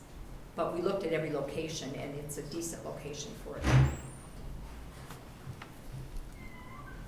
Yeah, I thought it was a great discussion that we had. And, you know, that was probably one of my main concerns is just as we're doing this, that we're respectful to the business owners. And also, you know, it impressed me that you guys did a great job figuring out this time. I don't know what happened the last time, but I think that we're going to put the right trees in the right spot for the right. And prune them. And do the right things. Because I do think it does make it look good down there. It's just as long as we continue to work on them and, you know, do the things that we talked about. So I thought it's a good plan, and I'm totally in favor of moving forward with it. Thanks for all your hard work. Yep, wonderful. Should I sit down? Yeah. Leave the microphone. Leave the microphone. You'll be on the hot mic over there. So, I mean, with that, I would move to accept this downtown tree plan for the city of Morris. It'll be good to have something in writing, something that is repeatable. We can point to and say this is what we're doing. So with that, I will second. Okay, thank you. We have a motion and a second to approve the downtown tree plan for the city of Morris. All those in favor signify by saying aye. Aye. All those opposed, same sign. Motion carries. Next item under petitions, requests, and communications is our tourism board marketing recommendation. And I guess I'll turn it over to Becca, and you can, if you would, speak to that, please. Yes, there was quite a bit of things that the tourism board talked about at their last meeting. So recommendations for the different advertising Conexiones, they want to do a tier 3 for their event. The Garden Gala, a tier 2, without print but focusing on the storytelling around the mentorship. The 55th Annual Horticulture Night, tier 1. Stevens County Fair, tier 1, plus $1,000 for their entertainment. And then for the 5K, for Kinship and Mentoring Mile, a tier 4. along with becoming a member of the MACVB for $410 for an annual. And then they did look at a strategic plan. So they got a proposal from Click Content, who does our advertising now. So their proposal came in at $7,800, which was quite a bit under. They looked at a couple other strategic plans that were quite a bit higher. So those are what they are asking to use some tourism dollars for. For clarification's sake, in our packet here, it lists $10,000 monetary donation for horticulture night. You said 1,000, or sorry, $10,000 for the fair. For the fair. Yep. Apologies. Yep. So it's a tier 1. So in your packet, you'll see kind of what the tiers are. So that includes all of the different types of advertising. So social media, blogs, digital, print, radio, TV is the tier 1. I guess I'd really like to just give a shout out to the tourism board. From what I'm seeing, you got a really active group right there now, and they're doing a lot of stuff. Mm-hmm. It's exciting to see. Got to get the people here. Right. All right. Any other questions or for our city manager on the tourism board marketing recommendations? Hearing none, I guess I can move on that tourism marketing board recommendations as listed. I'll second. We have a motion and a second to approve the tourism board marketing recommendations. All those in favor signify by saying aye. Aye. Aye. All those opposed, same sign. Motion carries. Next before us is a fly-in donation. Once again, Becky, you want to touch on that? So the fly-in is June 7th, and the group who is working on putting this together has went out to go get donations for different things that they need. So we have brought in donations of $5,720 for the flying event.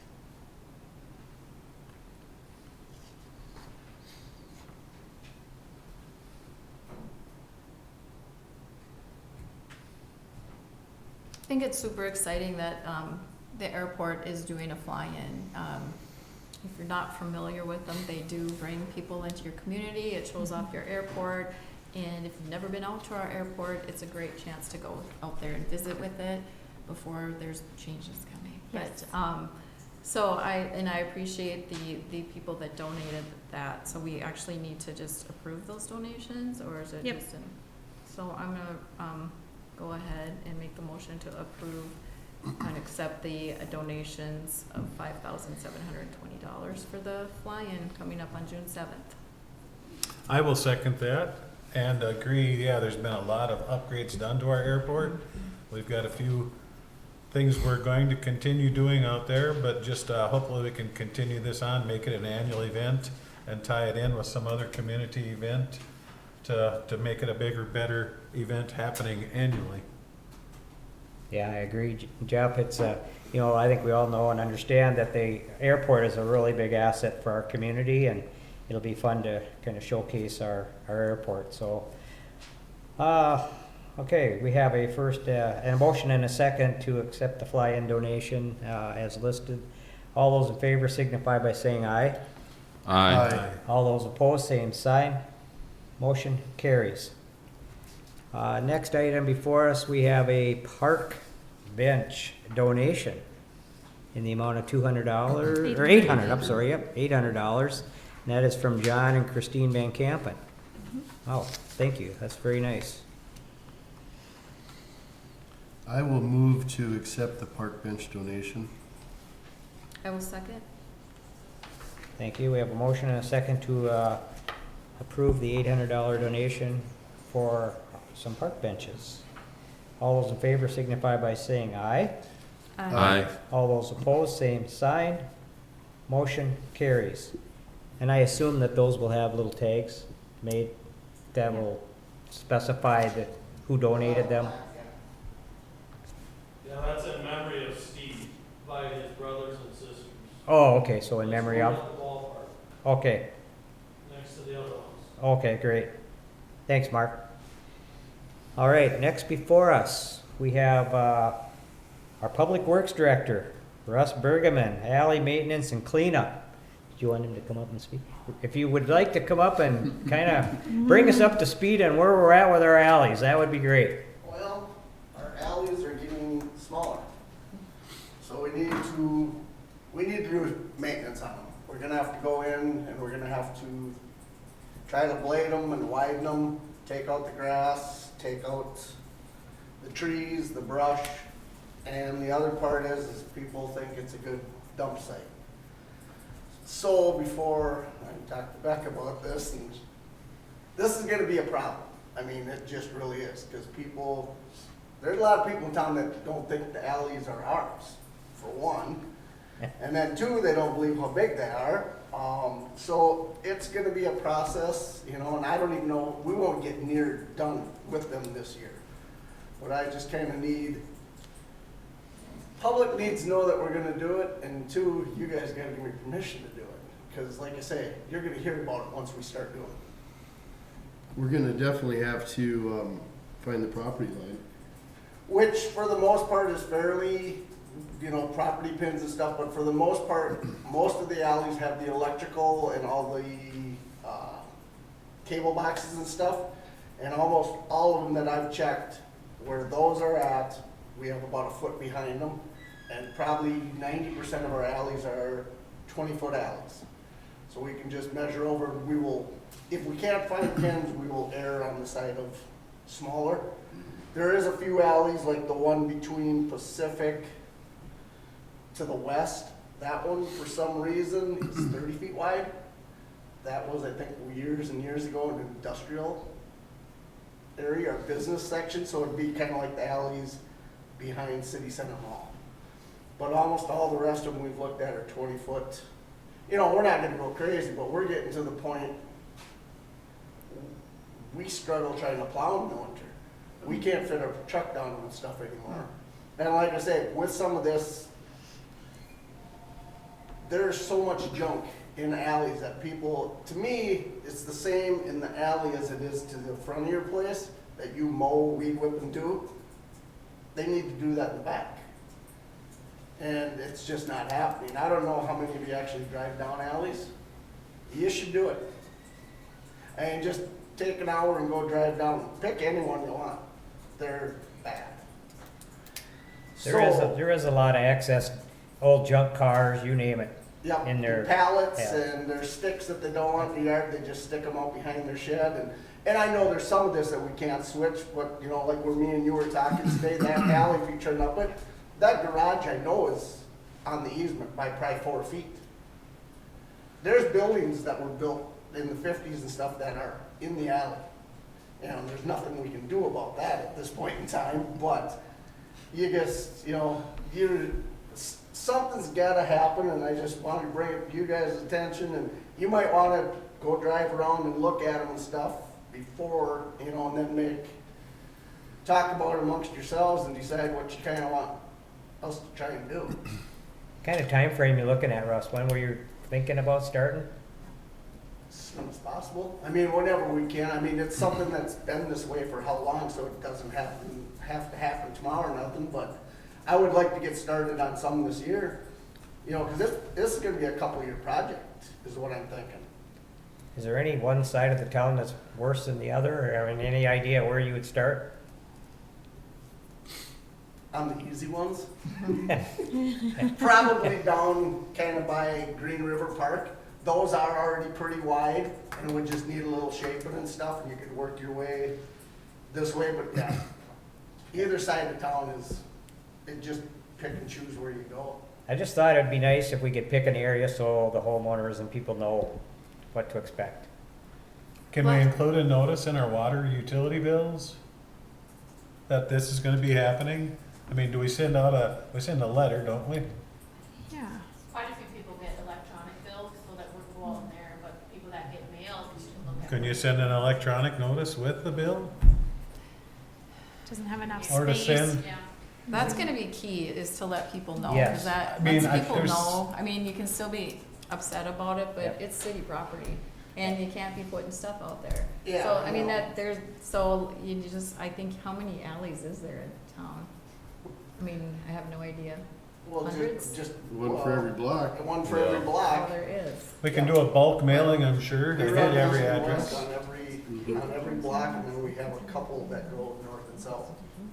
Not a ton of them, but yeah, we've got a lot of alleys. And like I said, I mean, there's some alleys, I'll just pick the one over between, West 7th and 8th, between Lindale and, I ain't sure what that next street is to the east. Literally on that alley, you could go in there and take a dump truck load of pallets and trees and stuff that people have just taken that they didn't want sitting in their yard.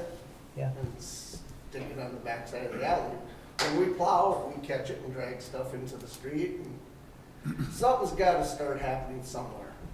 Yeah, I think, City Manager Schrupp had suggested we could actually come up with a written plan and then post that somehow on our website. That, and I know you're on Community Connection, I believe, every week.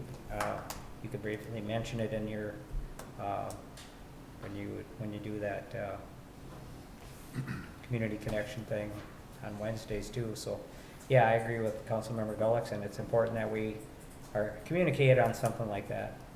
And it looks like it needs to be done, so I guess sooner than later would be, I guess, my recommendation. I don't know what the council's thinking, but.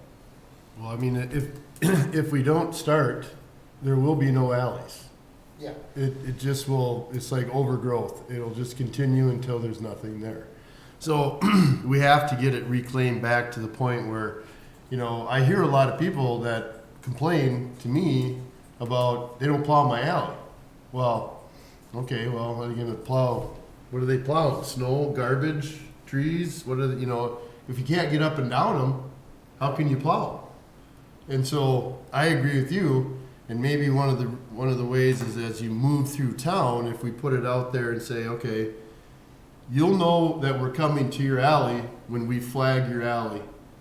We flag your alley, that's, when you see those flags, that's a sign for you to get all your stuff out of the alley that you want. Yep, and then, you know, and that's the other part, what they don't take. We have to Are dispose Are of. we gonna do it and spend the money on doing it, or do we take pictures and keep track of what each place left in chart? Well, I mean, See, well, that's gonna go. it's their stuff, and if it's left I there, fully then it's their responsibility. And, you know, but like I said, I know I'm kicking a hornet's nest here, Well, but if it isn't, if we don't start on it, like I said, the alleys will disappear and they won't get plowed. And then people that have garages back there or want to travel back through and everything else, you know, we are responsible to everybody that lives on that block, not just one or two that Well, want to you know. use the alley. Everybody has the right to. Well, and that's where all your electrical guys are doing their work at Engelbretson too. I talk to Troy once in a while, and he's like, wow, my trucks get beat up going through that stuff. Because, I mean, there's trees Yeah. and shrubs and everything. And if we go to trim them, then people were claiming that we're cutting on their trees, which technically we're not, but it's. Yeah, Russ, I Are think the we can lawn trust mowers planted your trees? judgment on the amount of junk that's in those alleys, because I think you've drove by them, you know what's there, and you can see if there's an abuse of that situation pretty quick. If somebody's gonna use it as a clean up, pick up, spruce up moment, that's gonna be a no-go. You know, like I say, I really do wish you guys would go drive some alleys just to see. And other than this, the better ones are down south. You get up into this area, the two older parts of town especially, where more of your rentals are. Mhm. You go drive some of them, you'll see what's in them, and that haven't been taken care of. Thanks for bringing it to our attention. Yep, and just let us know where it goes. So maybe you wanna just work on developing a written plan, Becca? Okay. All right, so we don't have to take any action on that, at least right now, so we can move on to our ordinance and resolutions portion of the meeting. Our first resolution that we have before us is a resolution accepting and approving the 2024 annual financial statements for the city of Morris. And of course, we just listened to that, so. I'll move on the resolution accepting and approving the 2024 annual financial statements for the city of Morris. And thank you, Whitney, for all your hard work, and everybody else at the office. It sounds like they come in and it's all ready for them, and I like to hear that. So good job, Yeah, we have everybody. a good team. Everybody works together, and we couldn't do it alone, so. Great. Works well. Thank you. I will second that. All right, we have a motion and a second to approve the resolution accepting and approving the 2024 annual financial statements for the city of Morris. I shall ask for a roll call vote on that resolution. Please, Carolina. Councilmember Correll? Yes. Solly? Yes. Miller? Yes. Paulson? Yes. Mayor Wooler? Yes. Okay, next up is a resolution accepting bids. Becca, I'm gonna let you speak to that one, please. Jeff here to talk about it. Oh, Jeff's coming. Yep. All right. That's even better yet.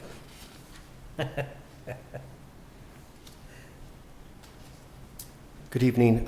Yeah, so we had bids were received on April 17th, almost a month ago. We had 4 competitive bids for the East 7th Street project. It's your federal aid section from Line Drive down to the end of the intersection of Trunk Highway 59. The low bid was for Joe Riley Construction in the amount of just over $2 million, $2,096,9105. So our engineer's estimate is around 2.8 million, so a good savings for the city on what we were estimating what the project cost was going to be. So good competitive bids. All of them are pretty close together there. So we're recommending award to Joe Riley Construction. The bid tab is attached in your packet, so individual prices and questions there, but everything looks to be straightforward.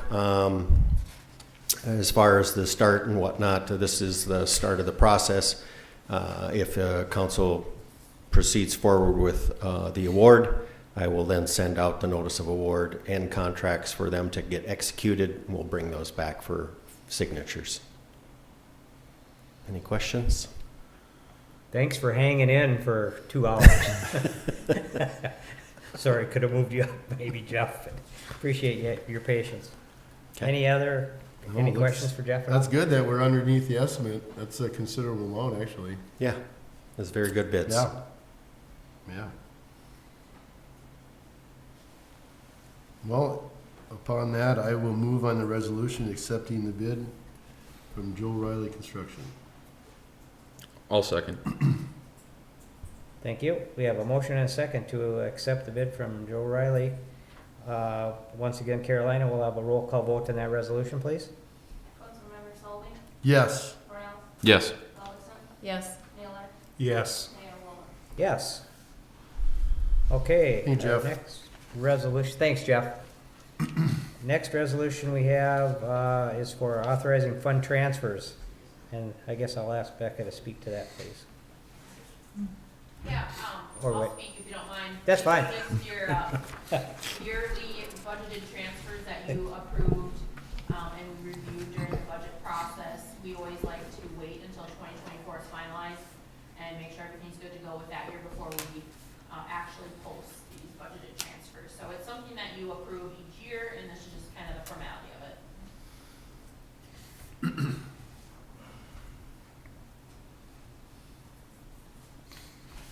I will move approval of the resolution authorizing fund transfers as listed.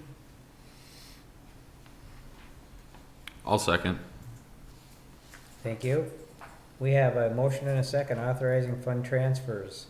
We'll have a roll call vote on that again, please, Carolina. Councilmember Miller? Yes. Paulson? Yes. Correll? Yes. Solly? Yes. Mayor Wooler? Yes. Okay, we have another resolution approving a city hall summer office hour policy. Yeah, so since I started, there's been some talk and questions on regarding implementing some summer hours at City Hall. Talking with other communities, having a flexible summer schedule in the office has shown to boost employee morale, but yet still meeting the needs of the community. So, brought to you today to kind of look at summer hours. They would be from Memorial Day to Labor Day.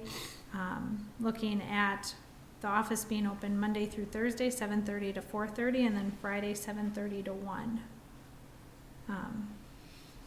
So this kind of just talks about how, you know, these are the hours. We'd have somebody at the customer service desk during these hours. With the flexible schedule, would not create overtime for any non-exempt employees. It does talk about leave in there. Since Friday would be a shorter day, it talks about what employees would have to take off in order to accommodate their leave schedule. And then holidays, because we do have a couple holidays in there with that schedule too. So kind of how that would affect what employees would have to do for holidays, because we're still only getting the 8 hours for holiday pay. So, any questions?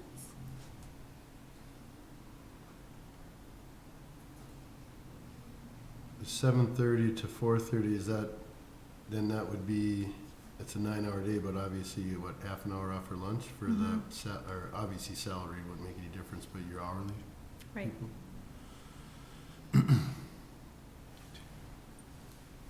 I guess as long as you feel confident you can get the job done and maintain our current level of service to our constituents and the public, I guess I don't see a problem with it.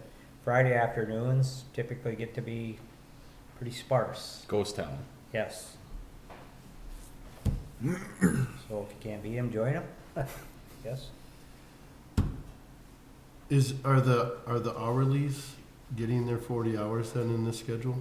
They would. So our non-union policies and our other policy, it does state in there that they get an hour lunch with half of it being paid. Or right now it's an hour lunch with half being paid.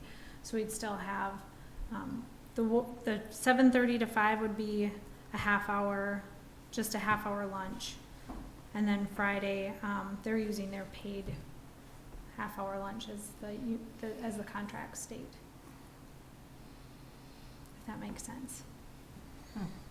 Well, if you're 7:30 to 4:30, that's 9 hours a day. Actually, it's 8.5. 8.5.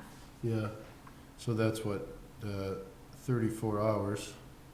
So you got to make up 6. Okay. So then, is that? That's what that Friday is. Yeah, then. that Friday is that 6. My math bad. Yeah. That's 5.5.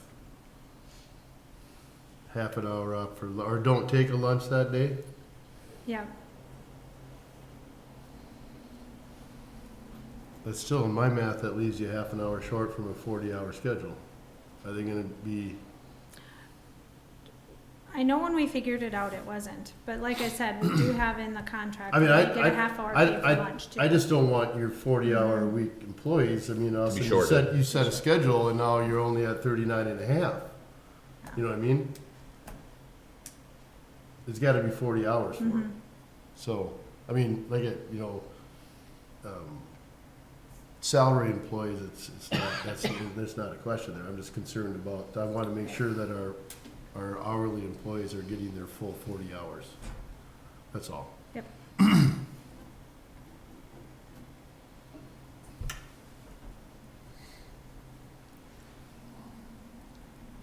Do we need to modify that then? Or what's your thoughts? You gotta have 6 hours with no lunch on Friday for your hourly people. So that to me is 1:30, not 1 o'clock. Am I wrong? No, that's right. Right. That gives you 40 hours. If you're getting a half an hour unpaid throughout the week, 8.5 times 4 would be 34. You gotta make up 6. So you need to go to 1:30 in order to make 40 hours.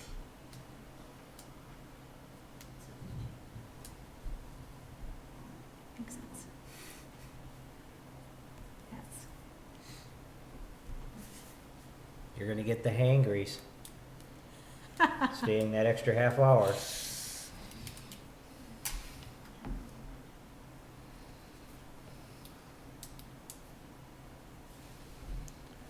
I'm fine with whatever, as long as, to your point, that, Yeah, that I mean- hourly are getting their 40. Yeah, Yeah. that's my point. I mean, Yep. I'm not, whatever, I mean, the salary can be whatever, but I Yep. wanna make sure that anybody that's on a salary position is gonna get their 40 hours. I mean, you Yep. don't wanna get clipped a half an hour every week, you know? Right. I mean, if you still wanna be it done and you have, hourly people there that wanna start a little early on a Friday or something to capture that, I don't have a problem with that. I just wanna make sure that the hourly people are getting their full 40 and, Okay. yeah. So you're just looking at a motion to amend the office hours policy as discussed, or? Basically amended to 1:30, is that what? Well, you're saying we could either look at 7 or 1:30. Yeah. Okay. I mean, if you have some hourly workers that want to come in early, I mean, your office hours, you could still have, you know, I mean, is it going to be open at 7 then, or are you just going to be No. open at 7:30? The thought was to be open at Be 7:30. So if we came earlier, I still think we should be open if we're there. Sure. It'd be nice to have something that's uniform, so the public, Yeah. if they wanna Yeah. come in, take care of some Yep. business or issue, that they know it's gonna be 7 or 7:30 until 1 or 1:30, whatever, but Mhm. if we need to take and wait till our next meeting and get it clarified what we're gonna do, but we should have it set what we're gonna do, one way or the other. The only issue with that is our next meeting is the day after Memorial Day. Then we need to figure it out, but I guess Or you could what works start with- at the week of June. I mean, it's, Yeah. it's, yeah. If you want me to bring it back, I sure can. I mean, what do you guys think? I mean, what's somebody else's thought process in that? You want to, you know, if you start at 7:30 every day and then you just go to 1:30 on Friday instead of 1? Well, that's what I'm thinking. You know, 7 seems a little early to me. I mean, I know there's a lot of early risers up there, but, you know. I there think are- the consistency with 7:30 every day, so whether someone wants to come at 7 and have that half hour before you open, I guess that can be a call in my mind for you, whether they say, but, you know, a half hour one way or the other. But if you say the office hours are 7:30 to 1, but employees have to work either 7 to 1 or 7:30 to 1:30. Okay. To me, that's that flexibility, but Mhm. the consistency with the 7:30, I think, is important. Mhm. For me, who would be there every day at 7:20. I would change it to 7:30 to 1:30 and subject to coming in a half an hour early at city manager's discretion to accommodate if that's, but to having that set 7:30, I think makes sense. Okay. Well, if you were going to accommodate them at 7, then I would say the 1 p.m. Because if you're coming at Yeah. 7, The office hours should be The the office hours will consistent, remain. 7:30 to 1. Yeah, And keep- then the employee, that's your discretion as the city manager. Right. Are they coming at 7? Are they staying till 1:30? Just to make sure they get their full 6 hours in that day. Okay. yeah. And I think that your discretion doesn't need to be stated in this policy here. So, in my opinion. So now we've circled all the way around and said, yes, this looks good. Well, I just want to make sure, because I don't want to make sure somebody goes, oh, hey, get your paycheck and it's 39.5, and you're Right. like, okay, what happened here? You know? So I maybe it's happened to me before, so that's why I say that out loud. So I will move on the resolution approving the City Hall summer office hours policy.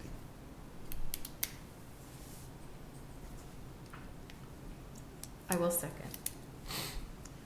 Thank you. We have a motion and a second approving the City Hall summer office hours policy. I guess, do we have to say with the changes that were proposed? No, I think that's basically on discretion of the Got it. city manager. Should we Okay, just, we we're don't just need to kind of add that directing then. her Scratch that. to how to handle it. All right, we have a motion and a second Roll call vote, please, Carolina. Councilmember Gullison? Yes. Miller? Yes. Sullivan? Yes. Miles? Yes. Mayor Wolf? Yes. All right, we're getting closer. We have a resolution accepting a bid and awarding a contract for the 2025 street capital improvements. You want to Yeah, speak to that? I sure can. So we're gonna do a reclaim on Hillside development. So, we only got one bid, we went out for a couple, only one came back. So the bid was, Joe Riley Construction for $162,552.15. So the engineer's estimate was $244,844.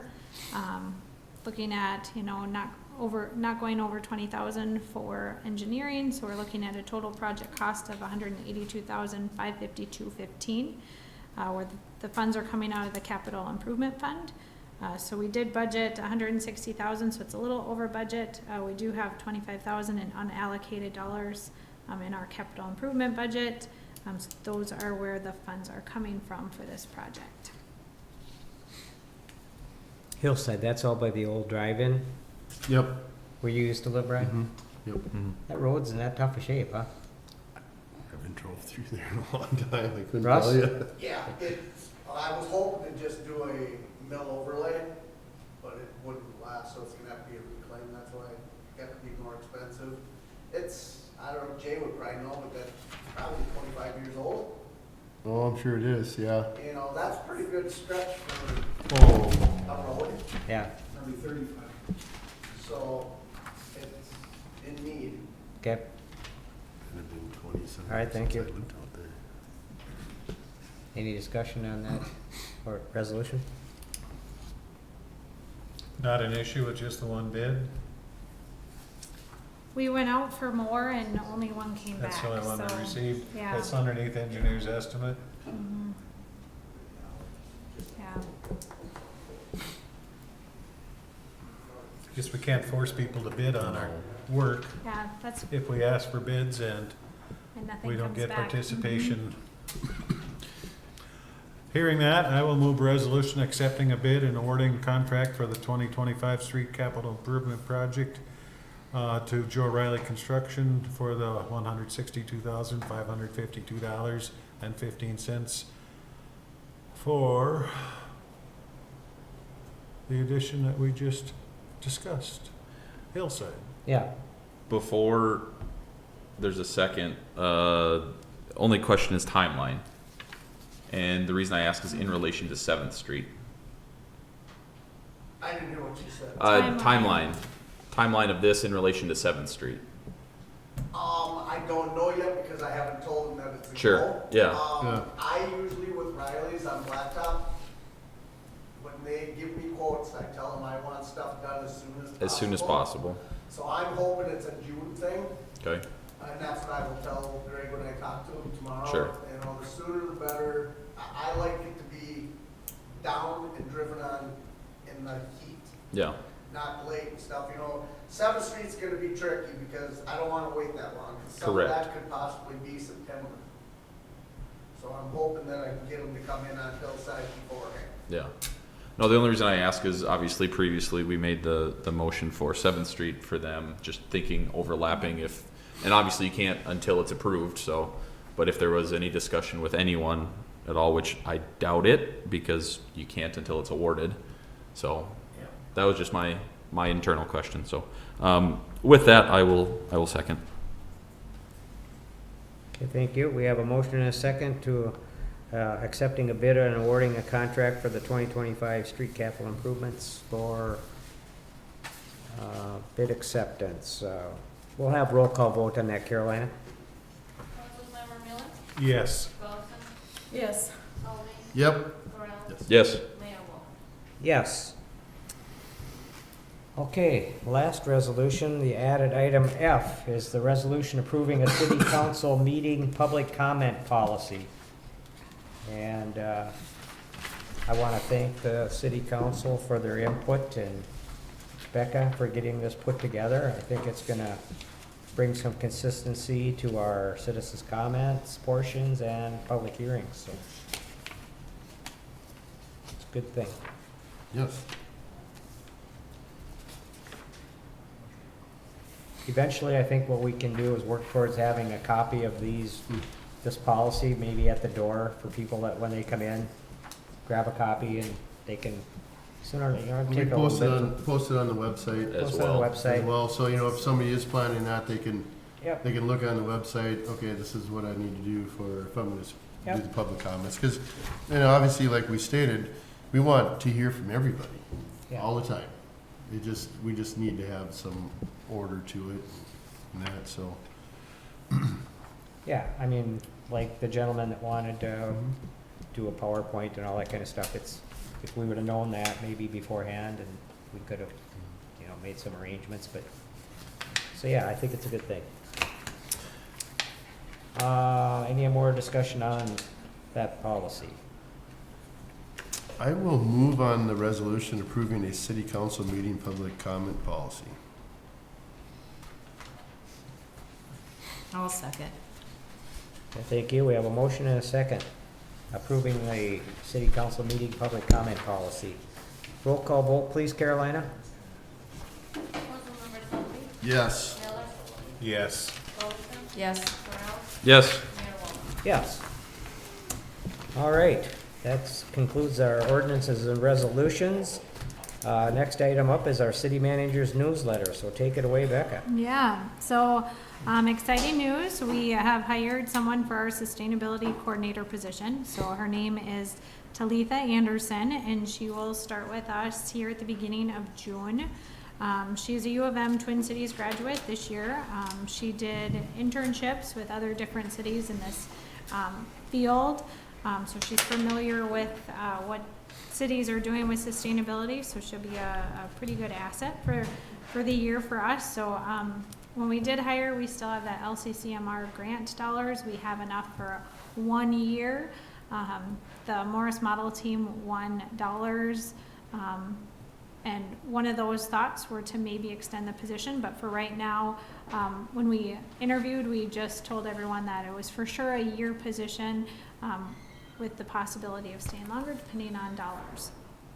So, yeah, so she'll start in June.